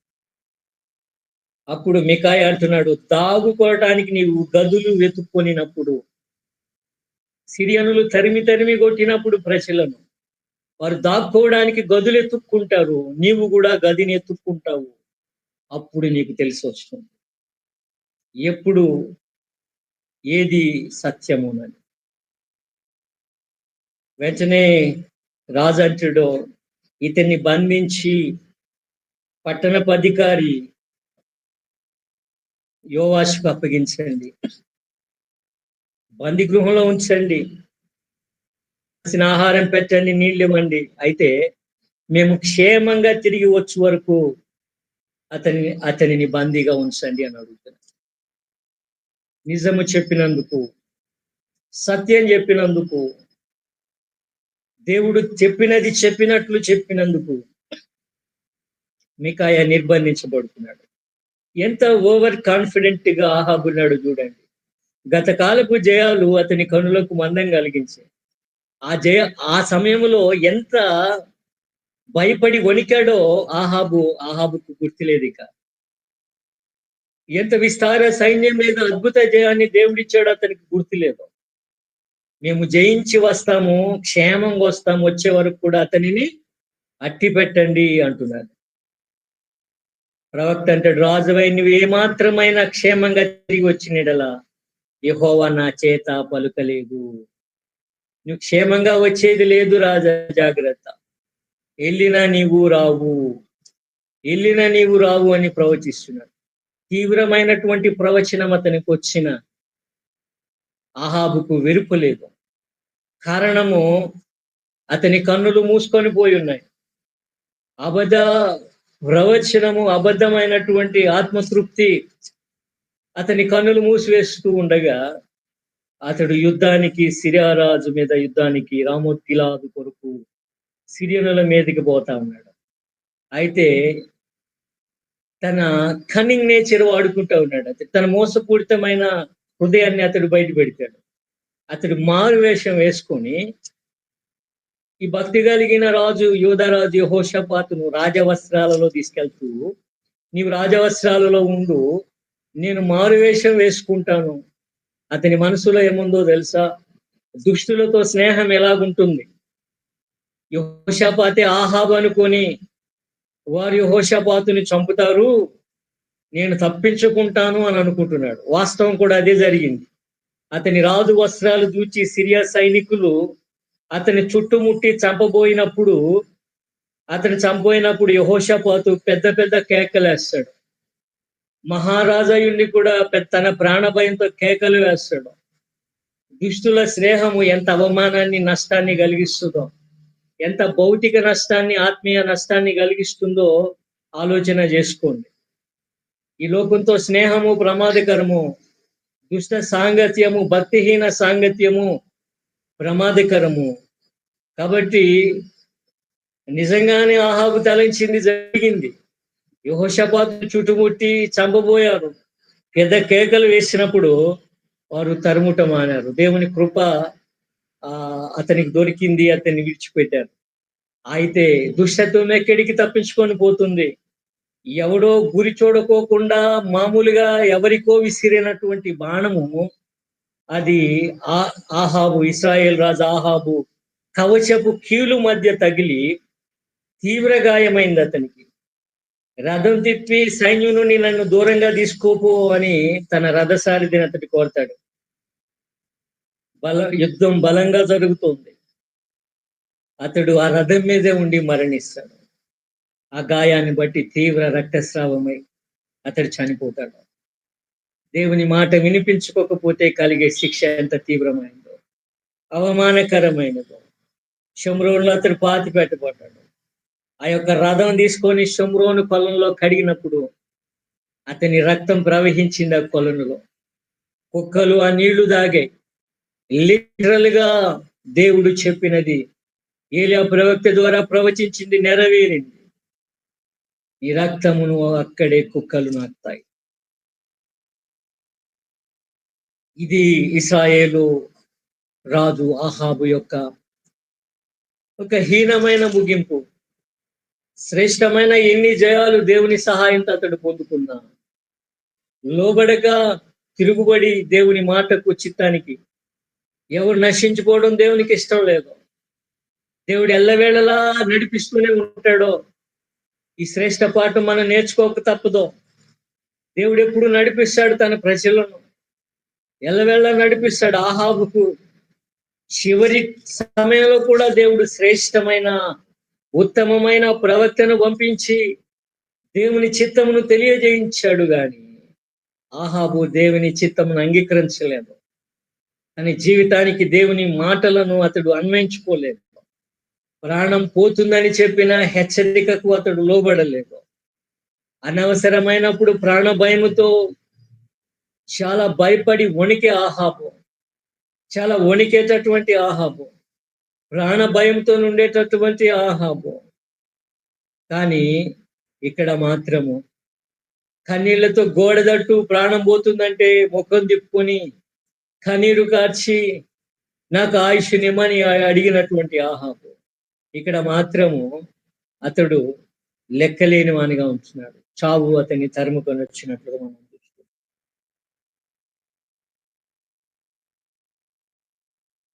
కాబట్టి దేవుని మాటను ఎప్పుడు తృణీకరించకూడదు. దేవుని చిత్తమును జాగ్రత్తగా అన్వయించుకోనాలా. ప్రవచనమును జాగ్రత్తగా అన్వయించుకోనాలా. హింట్ ఉంటుంది ఖచ్చితంగా అది అబద్ధమైనదని. యెహోషాపాతు గమనించాడు. హింట్ ఉంది. ఆహాబు గమనించాడు. కానీ అతడెప్పుడు కూడా తనకు అనుకూలమైన మాటనే కోరుకుంటున్నాడు. మికాయా ఎప్పుడు తనకు వ్యతిరేకంగా చెప్తాడని నింద వేస్తున్నాడు.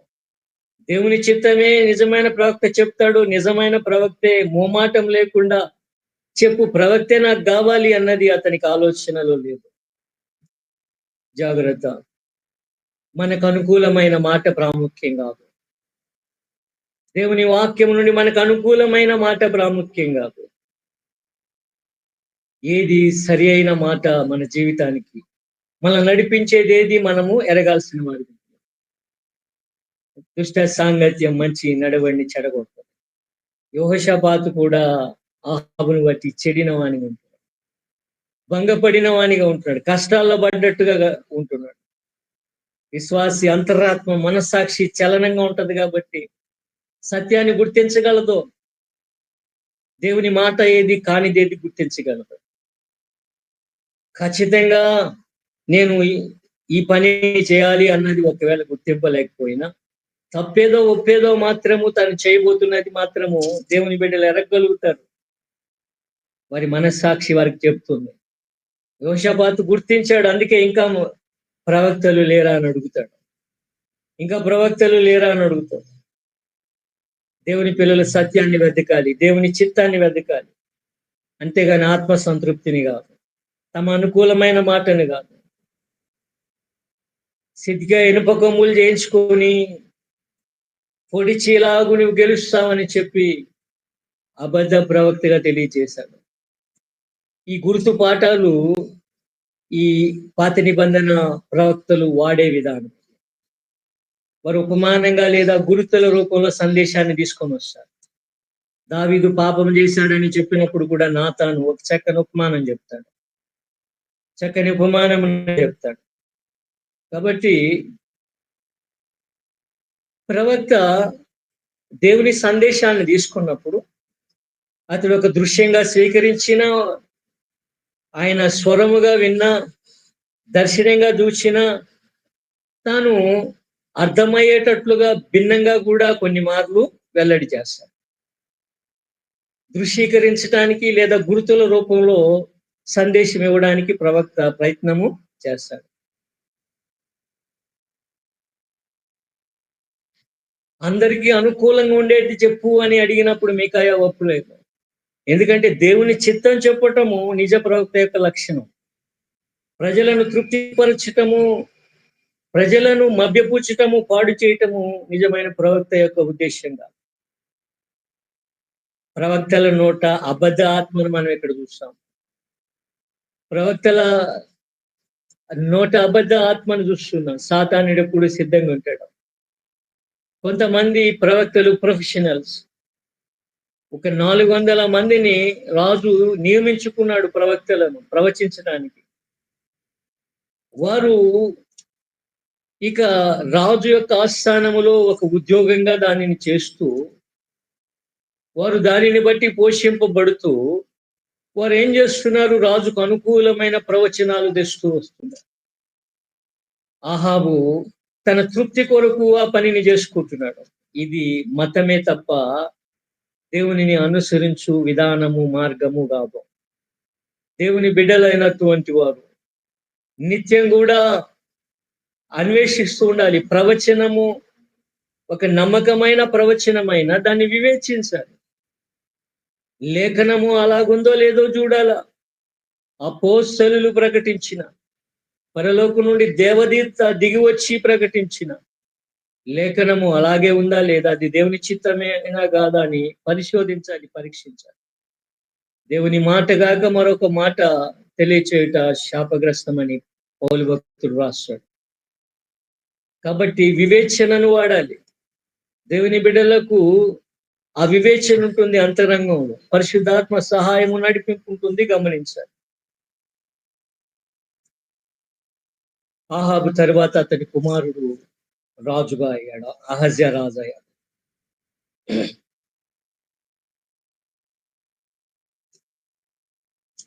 ఆహాబు తర్వాత అతని కుమారుడు అహజ్యా రాజు అవడాన్ని మనం చూస్తున్నాం. ఆహాబు యొక్క జీవితం ఏ రీతిగా ముగిసిందో మనము చూస్తున్నాం. ఎన్ని గొప్ప అవకాశాలు ఆహాబు పొందుకున్నాడో మనం చూసాం. ఇంత గొప్ప అవకాశాన్ని అతడు పొందుకున్నాడు, కానీ సద్వినియోగము చేసుకోలేదు. దేవుడిచ్చే అవకాశాలను మనము కాలదన్నుకోకూడదు. దేవుడిచ్చే అవకాశాలను మనము తోసివేసుకోకూడదు. ఇంత గొప్ప రక్షణ నిర్లక్ష్యం చేసిన ఎడల ఎలాగూ తప్పించుకుందుము. మన హృదయంలో మనం ఎల్లప్పుడూ కూడా మనము దీనిని ఎరిగిన వారిగా ఉండాలి.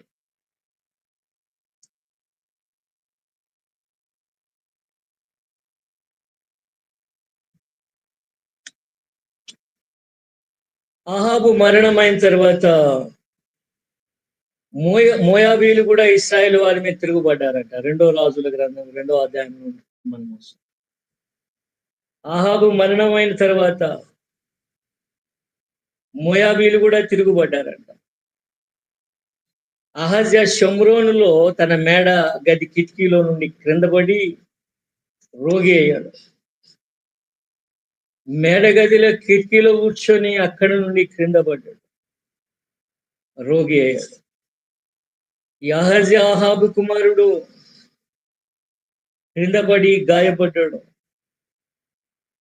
అయితే ఎక్రోను దేవత బయల్జెబూలు నొద్దకు పోయి తన యొక్క గాయం తగ్గుతుందా లేదా, తన వ్యాధి పోతుందో లేదో విచారించాలని దూతలను పంపిస్తున్నాడు. ఆహాబు కన్నా మరొక మెట్టు ఎక్కువ ఎక్కుతున్నాడు. ఆహాబు కన్నా ఇంకా అతడు దేవునికి దూరంగా వెళ్తున్నాడు. మానవుడు దేవునికి దూరంగా వెళ్తూనే ఉంటాడు. ఏదెనులో ఆదాము దేవుని మీద తిరుగుబాటు చేసి, ఆయన మాట మీద తిరుగుబాటు చేసి, మరణం అంటే ఆయన మాటను వినకపోతే, దేవుని మాట మనకు జీవము, ఊపిరి. ఆయన మాట మనము ఆయన ఊపిరి చేత, ఆయన మాట ఆయన ఊపిరి, రువాక్ ఆయన ఆయన ఊపిరి, ఆయన ఊపిరి మనము తీసుకున్నాం. అంటే ఆయన మాట మనం వినకపోవడము ఆయన ఊపిరిని కోల్పోవుట. దేవుడు ఎవరిని కూడా తోసేయటల్లా. కానీ మానవుడు దేవునిని తోసివేసినప్పుడు జీవమును కోల్పోతున్నాడు. ఎందుకంటే ఆయన జీవాధిపతి. జీవం మనం ఆయన దగ్గర తీసుకున్నాం కాబట్టి. ఆయన మాట మీద తిరుగుబడినప్పుడు మానవుడు మరణిస్తాడు. దేవుడు అదే చెప్పాడు, ఈ పండు తిన్న దినమున నిశ్చయముగా చచ్చెదవు అని. అంటే దేవునిని తోసివేసినప్పుడు, ఆయన మాటను తోసివేసినప్పుడు ఆయనను తోసివేశాము. ఆయనను తోసివేసినప్పుడు ఆయన మాట, ఆయన ఊపిరిని తోసివేస్తున్నాము. That's what death. Death means separation. Separation. ఆయన మాటకు వేరొకట, ఆయన జీవముకు వేరొకట, ఆయన నుండి వేరొకటే డెత్. ఆ విధంగా మన యొక్క ప్రాణము మన నుండి వేరవుతాం, మరణం సంభవిస్తాం. కాబట్టి నేను బ్రతుకుతానా, చచ్చిపోతానా? నేను చనిపోతానా, బ్రతుకుతానా? బాగుపడతానా, బాగుపడనా? తెలుసుకోవాలి. మంచిది. ఎంత మంచి ఆలోచన, ఎంత మంచి ఆలోచన అహజ్యాది. అహజ్యా శ్రేష్టమైనటువంటి రీతిగానే ఆలోచన చేశాడు. తను ఎరగాలి, తను బ్రతుకుతాడు, చనిపోతాడు. కానీ ఎట్లా బ్రతుకుతావో, మానవుడు ఎలా చనిపోతాడో దేవుని వాక్యం చెప్తోంది. మరణము, జీవము నీ ఎదుట పెట్టాను అంటాడు దేవుడు. మరణము, జీవం నీ ఎదుట పెట్టాను. దేనిని నువ్వు తీసుకుంటావు? దేనిని నువ్వు తీసుకుంటావు? ఆయన మాట వినుట జీవము, ఆయన మాటను తోసివేయుట మరణం. ఆయనతో నిబంధన చేసుకొనుట జీవం. ఆదాము నిబంధనలో ఉన్నంత వరకు మరణింపల. నిబంధనను మీరి మరణించాడు. దేవునికి దూరంగా, జీవవృక్షానికి, జీవానికి, దేవుని సన్నిధి ఏదెనుకు దూరంగా, దూరంగా వెళ్తూనే ఉన్నాడు. నాటి నుండి ఆదాము తరువాత కయ్యూను ఇంకా దూరంగా వెళ్ళిపోతున్నారు. షినారు వాసులు ఇంకా దూరంగా వెళ్ళిపోతున్నారు. దేవునికి దూరంగా ప్రయాణం అవుతున్నాడు మానవుడు. దేవుడు వెనకబడి వస్తున్నాడు. ఆదామా ఎక్కడున్నావు? God calling us. మానవుడు వెన్నడల్లా, మానవుడు వెతుక్కుంటా మరణం వైపు వెళ్తున్నాడు. వెతుక్కుంటా ఇక్కడ అహజ్యా మరణాన్ని వెతుక్కుంటా వెళ్తున్నాడు. బ్రతుకుతానా లేదా అని మరణాన్ని వెతుక్కుంటూ వెళ్తున్నాడు మానవుడు. దేవుని వద్దకు వస్తే జీవాన్ని పొందుకుంటాడని తెలుసుకోవాలి. కాబట్టి ఈ వ్యాధి పోగొట్టుకొని నేను స్వస్థపడుతున్నో లేదో విచారించుటని దూతలను పంపిస్తున్నాడు. యెహోవా దూత తిష్బీడైన ఏలియాతో ఇలాగ సెలవిచ్చెను. నీవు లేచి షోమ్రోను రాజు పంపిన దూతలను ఎదుర్కొని పోయి ఇట్లను, ఇశ్రాయేలు వారిలో దేవుడు ఉన్నాడను వాడు లేడనుకొని ఎక్రోను దేవత అయిన బయల్జెబూబు నొద్దకు మీరు విచారింపబోచున్నారా? నీకు దేవుడు లేడా? ఇశ్రాయేలులో దేవుడు లేడనుకుంటున్నావా? లేడనుకొని ఎక్రోను దేవత బయల్జెబూబు నొద్దకు నువ్వు వెళ్తున్నావా? దేవుడు మాట్లాడనప్పుడు దర్శనం ద్వారానైనా, కళ ద్వారానైనా, ఊరిము ద్వారానైనా, ప్రవక్తల ద్వారానైనా మాట్లాడినప్పుడు సౌలు దయ్యము వద్దకు వెళ్తాడు. ఇక్కడ అహజ్యా బయల్జెబూలు దగ్గరికి వెళ్తున్నాడు. బయల్జెబూబు వద్దకు వెళ్ళి విచారణ చేయమంటున్నాడు. నీవెక్కిన మంచము మీద నుండి దిగిరాకుండా నీవు నిశ్చయముగా మరణమవుదువు. నీవెక్కిన మంచము దిగవు. ఎందుకంటే నువ్వు మరణమునకు వెళ్ళావు. జీవము కొరకు వచ్చినట్లయితే జీవించేవాడు. నువ్వు మరణమును వెతుకుకున్నావు, మరణమవుతావు. నేను బ్రతుకుదునా, చనిపోదునా? జవాబు ఇక్కడే మన దగ్గరే ఉంది. జీవమును వెతికితే జీవించుదు, మరణము తట్టుపోయినట్లయితే మరణిస్తావు. నువ్వు మరణము తట్టి వెళ్ళావు కాబట్టి ఎక్కిన మంచము నీవు దిగవు.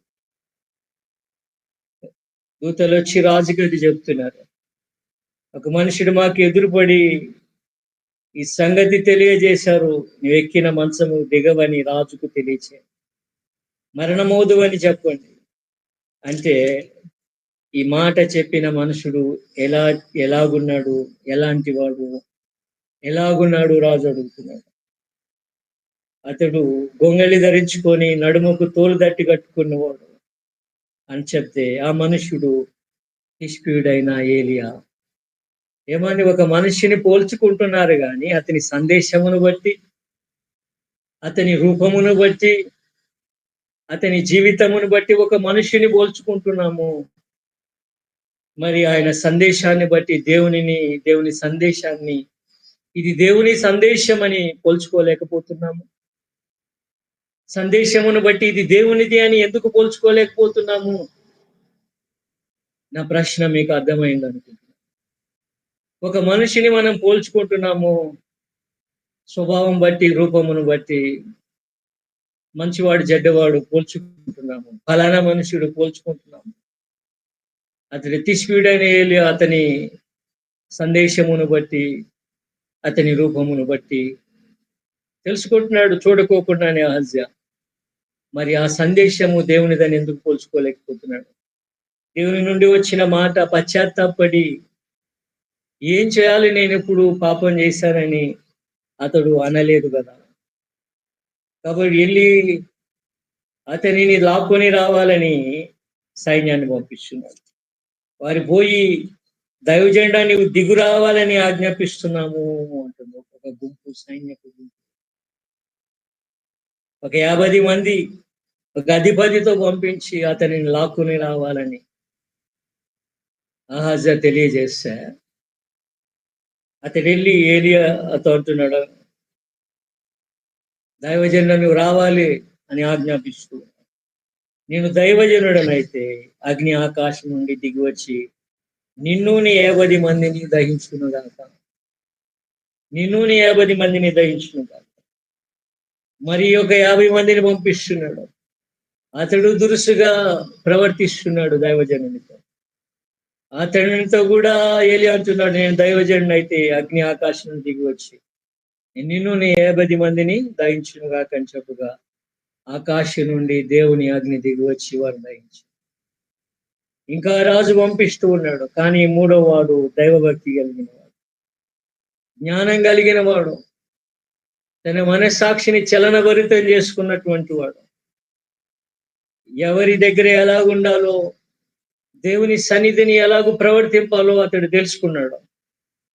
దైవజనుని ఎదుట మోకాళ్ళుని, దైవజనుడా దయచేసి నా ప్రాణమును నీ దాసులైన 50 ప్రాణములు నీ దృష్టికి ప్రియముగా ఉండనిమ్ము.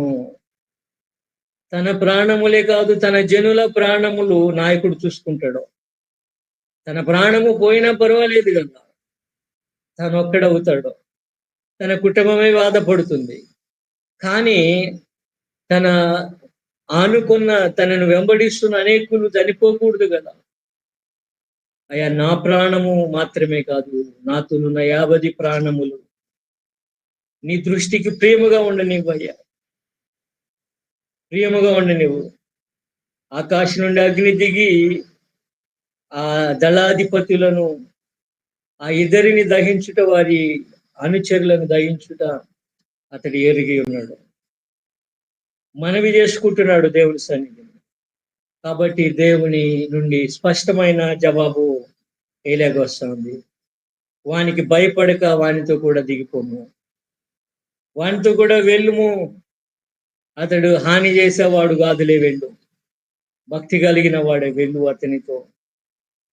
కాబట్టి అతడు వచ్చి రాజు చూచి మరలా హెచ్చరిక చేస్తాడు, ఎందుకు నీవు ఎక్రోను దేవత బయల్జెబూల్ వద్ద విచారణ చేశావు. అదే సందేశము మార్పు చెందే వరకు సందేశం మారదు. ఆ సందేశం కఠినంగానే ఉంటుంది. మన మనస్సు మారినప్పుడు దేవుని మనస్సు మారుతుందని దేవుని వాక్యం తెలియజేస్తాం. ఆయన పదే పదే మనస్సు మార్చుకోవడానికి మానవుడు కాదు, ఆయన నరుడు కాదు. పరిపరి విధాల ఆయన మనస్సు పోదు. కానీ ఆయన నియమం ఒకటే, ఆయన నియమం ఒకటే. నేను దీవిస్తాను అని చెప్పినప్పుడు ఆ మనుషుడు దుష్టుడై దేవుని మీద తిరుగుబడినట్లయితే నశించిపోతాడు. కానీ అదే మనుష్యుడు, కానీ అదే దుష్టుడైనటువంటి మనుషుని గూర్చి తీర్పు వస్తుంది అని దేవుడు చెప్తే కూడా కండిషన్ అప్లైస్. ఆయన దృష్టిలో, ఆయన మనస్సులో ఒక మాట ఉంది, ఒకవేళ అతడు బాగుపడతాడేమో, బాగుపోతే నేనే వారికి మీరు పశ్చాత్తాపడితే రక్షణ పొందుతారని ఏమి చెప్పలేదు యోనా. ఇదిగో ఆకాశం నుండి అగ్ని దిగి వచ్చి ఇదిగో నినివే నాశనము చేయబోతా ఉందని మాత్రం ప్రకటించాడు. దేవుడు అతనికి చెప్పింది అదే. కానీ దేవుని మనస్సులో ఎప్పుడో ఒకటి ఉంటుంది, దుష్టుడు తన దుష్టత్వంలో చనిపోవటం నాకు ఇష్టం లేదు, అతడు మార్పు పొందాలి, అతడు మార్పు పొందాలి. కాబట్టి దేవుని ఉద్దేశం, సంకల్పం ఇది. అహజ్యా మారాలనేదే దేవుని ఉద్దేశం. కానీ ఆ మార్పు అనేకులు అగుపడలేదు, తన తండ్రి అగుపడలేదు, తనలో అగుపడలేదు. కాబట్టి అతడు అలాగూ మరణం అయ్యాడు. అతని తర్వాత యోరాము లేదా యెహోరాము రాజయ్యాడు. తదుపరి భాగం తర్వాత చూద్దాము.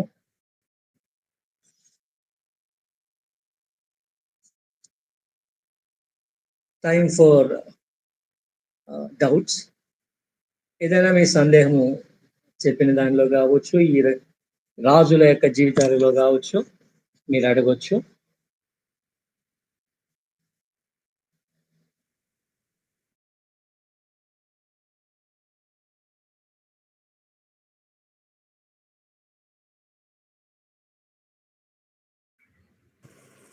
Praise Lord sir.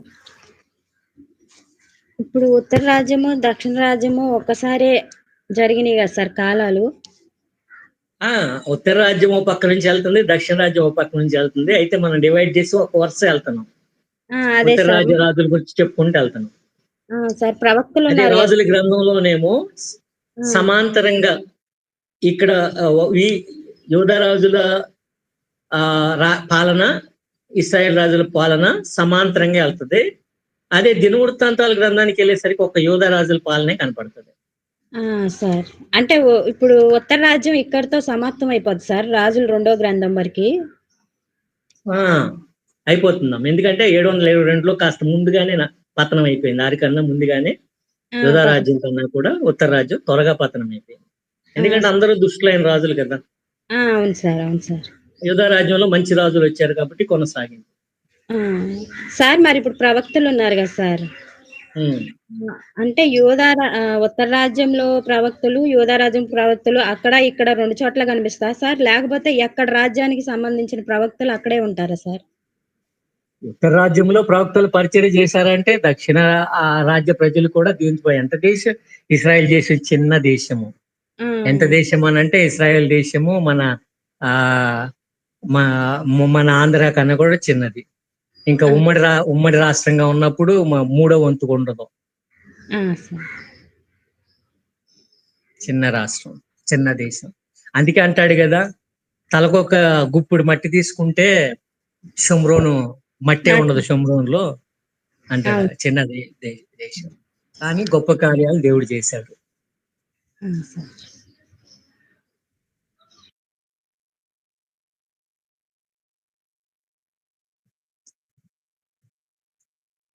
పరిచర్య వెళుతుందని అందరూ తెలుసుకుంటారు పరిచర్య. సార్ అయితే ప్రవక్తలు ఇప్పుడు ప్రవచించేవారు అక్కడ ఇక్కడ ఒకరే ఉన్నారా, లేకపోతే అటు వాళ్ళు అటు వేరుగా ఉన్నారా, ఇటు వాళ్ళు ఇటు వేరుగా ఉన్నారా అన్నది డౌట్ వచ్చింది సార్. అంటే కొంతమంది ఉత్తర రాజ్యంలో ఉన్నారు, కొంతమంది దక్షిణ రాజ్యంలో ఉన్నారు.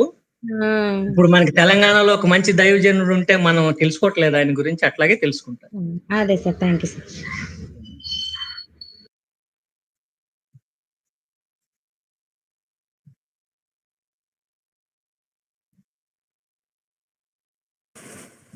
ఇంకెవరికైనా ఉన్న సందేహాలు ఉంటే మీరు మాట్లాడొచ్చు అన్మ్యూట్ చేసుకుని.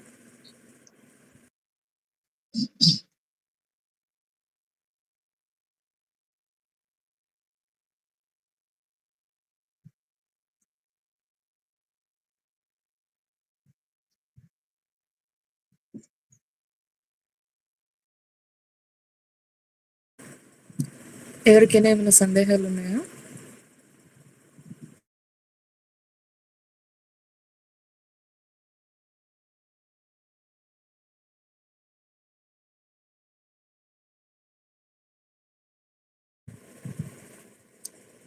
ఓకే, ఎవరికి ఏమి సందేహాలు లేని పక్షంలో మనం ముందుకు వెళ్దాము. మీకు ఆల్రెడీ అనౌన్స్ చేశాం కదా, ఒక చిన్న గేమ్ లాగా ఉంటుంది మీకు ఎవ్రీ సెషన్లో అని చెప్పి. ఇది ఎందుకోసం అంటే దీని యొక్క మాకు ఉన్నటువంటి ఆలోచన ఏంటంటే, వింటున్నటువంటి క్లాసు మనం ఎంత బాగా వింటున్నాము అండ్ ఆల్సో దాంతో పాటుగా ఇంకా అట్రాక్టివ్గా అంటే ఇంటరాక్టివ్గా చేయాలి అన్నటువంటి భావంతో మేము ఈ ఆలోచనలోకి వచ్చాం అనమాట. సో అది ఉంటుందన్నమాట. అయితే మీకు ఈరోజు జరిగేది ఏంటి అంటే, ఒక 2 minutes ఒక క్విజ్ ఓపెన్ చేస్తాం. మీకు ఓన్లీ 2 minutes ఉండిద్ది ఆ క్విజ్. మీరు ఆ 2 minutes లోపల అందులో ఇచ్చే 1 or 2 క్వశ్చన్స్ ఏదైతే ఉంటుందో అది పెట్టేసేసి క్లోజ్ చేయాలి. అయితే ఇది ఓన్లీ సెషన్ జాయిన్ అయిన వాళ్ళకి మాత్రమే యాక్సెస్ ఉంటుంది. అంటే మీకు ఒక కోడ్ చెప్తాం, ఆ కోడ్ వల్ల మాత్రమే మీరు జాయిన్ అవుతారనమాట. సో మిగతా వాళ్ళు ఎవరో కూడా జాయిన్ అవటానికి ఉండదు. సో అది ఈ రోజు మీకు జరిగేదన్నమాట. ఎవ్రీ సెషన్ మోస్ట్లీ మీకు అట్లానే ఉండొచ్చు. మీకు ఒక ఇంటరాక్టివ్ గేమ్ లాంటిది కంపల్సరీ ఉంటుంది. కాబట్టి మిస్ అవ్వకుండా సెషన్స్ జాయిన్ అవ్వండి. కంప్లీట్‌గా మీకు ఉండే క్వెషన్స్ దాంట్లో సెషన్‌లో ఏం చెప్తారో ఫ్యాకల్టీ దాని మీద మాత్రమే ఉంటుంది. కాబట్టి అది కూడా ఒకసారి గమనించండి. మీకు మీకొక పాస్‌కోడ్ పెడతాను ఇప్పుడు. అది రాసుకోండి. అది మీరు ఇచ్చి మీరు ఆ క్విజ్‌ని ఓపెన్ చేయొచ్చు. ఓకేనా? సో దిస్ ఈస్ వాట్ మీకు ఆ క్విజ్ ఆ పాస్‌కోడ్ ఒకసారి రాసుకోండి. ఇప్పుడు మీట్‌లో ఉన్న వాళ్ళు మాత్రమే అది యాక్సెస్ చేయడానికి అవుతుంది. మీరు జాయిన్ అవ్వలేని వాళ్ళు ఎవరైతే ఉన్నారో వాళ్ళు యాక్సెస్ చేయలేరు. సో రాసుకున్నారా అందరూ? ఒకవేళ రాసుకుంటే మీ థమ్స్ ఓపెన్ అప్ చేయండి. సిస్టర్ ఇంకొకసారి దాన్ని కోడ్ వివరా. అమ్మ కృప, కోడ్ నేను వెళ్ళొచ్చా? రాసుకున్నాం సిస్టర్. Sir 1 minute sir. చేయొచ్చా నేను? ప్రేయర్ చేసేసి వెళ్ళండి సార్. Okay okay. అదే టాస్క్ కూడా ఇద్దామా వద్దా? అవసరం లేదా? ఇవ్వండి సార్. టాస్క్ కూడా ఇవ్వండి. ఓకే. ప్రేయర్ ఇక్కడ మన కొంతమంది ప్రవక్తలు మధ్యలో వచ్చారు కదా, అంటే పెద్ద ప్రవక్తలు ఏలియా కాకుండా మధ్యలో చిన్న చిన్న ప్రవక్తలు వచ్చారు కదా, హెచ్చరించారు. ఆహాబును కావచ్చు, ఇక్కడ మికాయా కావచ్చు, ఇతరులు కావచ్చు. వాళ్ళ ఈ ఉపమానాల్లో ఇక్కడ ఉన్నటువంటి సంఘటనల్లో వారి ద్వారా ప్రవక్త యొక్క మంచి ప్రవక్తను, నిజ ప్రవక్తను ఎలా గుర్తించాలి, నిజ ప్రవక్తను ఎలా గుర్తించాలి అని మీరు ధ్యానించండి. పోనీ ఈ ఒక్కటి తీసుకోండి పోనీ చాలు. ఈ 22వ అధ్యాయంలో మనకు కనపడతారు ఇద్దరు ప్రవక్తలు, నిజ ప్రవక్త, అబద్ధ ప్రవక్తలు కనపడతారు. ఈ 22వ అధ్యాయం నుండి నిజ ప్రవక్తను ఎలాగూ గుర్తించవచ్చు అనే హింట్స్ మనకున్నాయి. అబద్ధ ప్రవక్తను లేదా నిజ ప్రవక్తను ఎలాగూ గుర్తించాలి, ఇదొక్కటి చదవండి చాలు. మొదటి రాజులు 22వ అధ్యాయంలో మనకి ప్రవక్తలకు పడుతున్నారు. ప్రవక్తలు అబద్ధ ప్రవక్తలకు పడతారు. అక్కడ 400 మంది, ఒక ప్రవక్త నిజ ప్రవక్త అగుపడతాడు, మికాయా. అయితే ఆ చక్కని ఆ యొక్క వృత్తాంతం నుండి 22వ అధ్యాయం నుండి కొన్ని చక్కని హింట్స్ ఉన్నాయి మనకి, ఎట్లా గుర్తించవచ్చు నిజ ప్రవక్త, అబద్ధ ప్రవక్త. కాబట్టి మీరు వాటిని ప్రయత్నం చేయండి. ప్రవచనం అంటే ఏంటి, నిజ ప్రవక్తని ఎలా గుర్తించవచ్చు రాయండి. ప్రవక్త అంటే ఎవరు, ప్రవచనం అంటే ఏంటి, నిజ ప్రవక్తని ఎలా గుర్తించవచ్చు.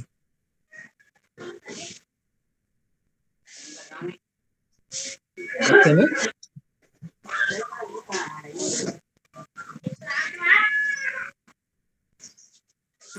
Yes sir. ప్రేయర్ చేయండి సార్. ఓకే. పరిశుద్ధుడా, మీకు వందనాలు, స్తోత్రాలు చెల్లిస్తున్నాం. మహాదేవ, మహాగణుడా, సర్వాధికారి, సకల ఆశీర్వాదాల కారణుడుగా అయా తండ్రి, రాజుల జీవితాలు అయా తండ్రి మా కొరకు ఇవ్వబడ్డాయి. మేము కూడా రాజులైన యాజక జనమై ఉన్నాం. నిన్ను బట్టి నాయన పరలోక రాజ్యంలో యువరాజులుగా మేము ఉండాలని మీరు ఆశిస్తున్నారు. నీ రాజ్యం అందు, నీ ఇంటి అందు యువరాజులుగా మమ్మను తండ్రి చూడాలని మీరు ఆశిస్తున్నారు. మరి మా రాజ్యాన్ని మేము ఎలాగూ నిలుపుకుంటామో, ఎలాగూ మా జీవితాన్ని తండ్రి నాయన తండ్రి నీ రాజ్య అన్వేషణలో ఉపయోగించుకుంటామో మేమును జాగ్రత్తగా ఆలోచన చేసుకోవడానికి, దేవుని రాజ్యములో స్థానమును ఎలాగ పదిలపరుచుకుంటామో మేము ఎరగటానికి మాకు సహాయం దయచేయండి. దేవుని వద్ద విచారణ చేయుటకు, దయ్యము వైపు పోకుండుటకు మాకు సహాయం చేయండి. మీ చిత్తము మేము ఎరుగుటకు మాకు సహాయం దయచేయండి. మీ చిత్తమును ఎరగగలుగుటకు, మీ వద్దకు రాగలుగుటకు సహాయం చేయండి. ఎక్కడైనా తప్పిపోతున్నా, మేము అనేక సార్లు తప్పిపోతాం, మేము అందులో సందేహం లేదు. కానీ వెనువెంటనే తిరిగి వచ్చేవారిగా మేము నాయన ఎరుగక లేదా ఎరిగి చేసిన తిరుగుబాటును తప్పిదానికి పశ్చాత్తాపడి కన్నీరు కార్చుట మాత్రమే కాదు, కానీ మరలా వెనుకకు మరలకుండా గట్టి తీర్మానంతో నీ వద్ద ఉండగలగటానికి కూడా మాకు సహాయం చేయండి. మీది మిక్కిలి నాయన తండ్రి, మేము నీకు చెందిన వారిగా, నిన్ను కలిగిన వారిగా ఉండటానికి సహాయం చేయండి. నీ వారిగా, నీ దాసులుగానే మేము ఉండటానికి సహాయం దయచేయండి. మేము నాయకులముగా ఉన్నా కూడా నీ సేవకులమే అని ఎరుగుటకు సహాయం చేయండి. ఈ సన్నిధిలో బలపరచండి. యేసునామములో అడుగుచున్నాం తండ్రి. ఆమేన్. యేసు రక్తమే జయం, శిలువ రక్తమే జయం. ఆమేన్. వందనాలు. Praise Lord. God bless. Thank you so much sir. Okay, ఈ సమయంలో వందనాలు సార్. సాయంత్రం మరలా సార్ సెషన్ ఉంటుంది, అది జ్ఞాపకం చేసుకోండి సాయంత్రం ఎన్నింటికమ్మా? సార్. 7 to 9 sir. 7 to 9 అంటే మనకి వెన్స్డే ప్రేయర్స్ ఉంటాయి కమ్మా. మాల 5:30 to 7:30 పెడతారా? Okay sir. 5:30 to 7:30 అని పెట్టింది. ఎందుకంటే సాయంత్రం ప్రేయర్స్ ఉంటాయి. ఒకవేళ నేను కొన్ని ఎవరికి వాళ్ళకి అప్పగిచ్చి నేనున్నా మోత వస్తా ఉంటది. Okay okay sir. శబ్దాలు ఇబ్బంది అవుతుంది. 5:30 to 7:30 చెప్తాను sir. 7:30. Okay sir. Thank you sir. Thank you. So friends, అదిగోండి పాస్ కోడ్ మీకు పెట్టాను నేను ఇప్పుడు. ఒకసారి అందరూ ఆ పాస్ కోడ్ రాసుకోండి. దయచేసి ఎవరు కూడా మిస్ చేసుకోవద్దు. ఆ పాస్ కోడ్ని ఇప్పుడు నేను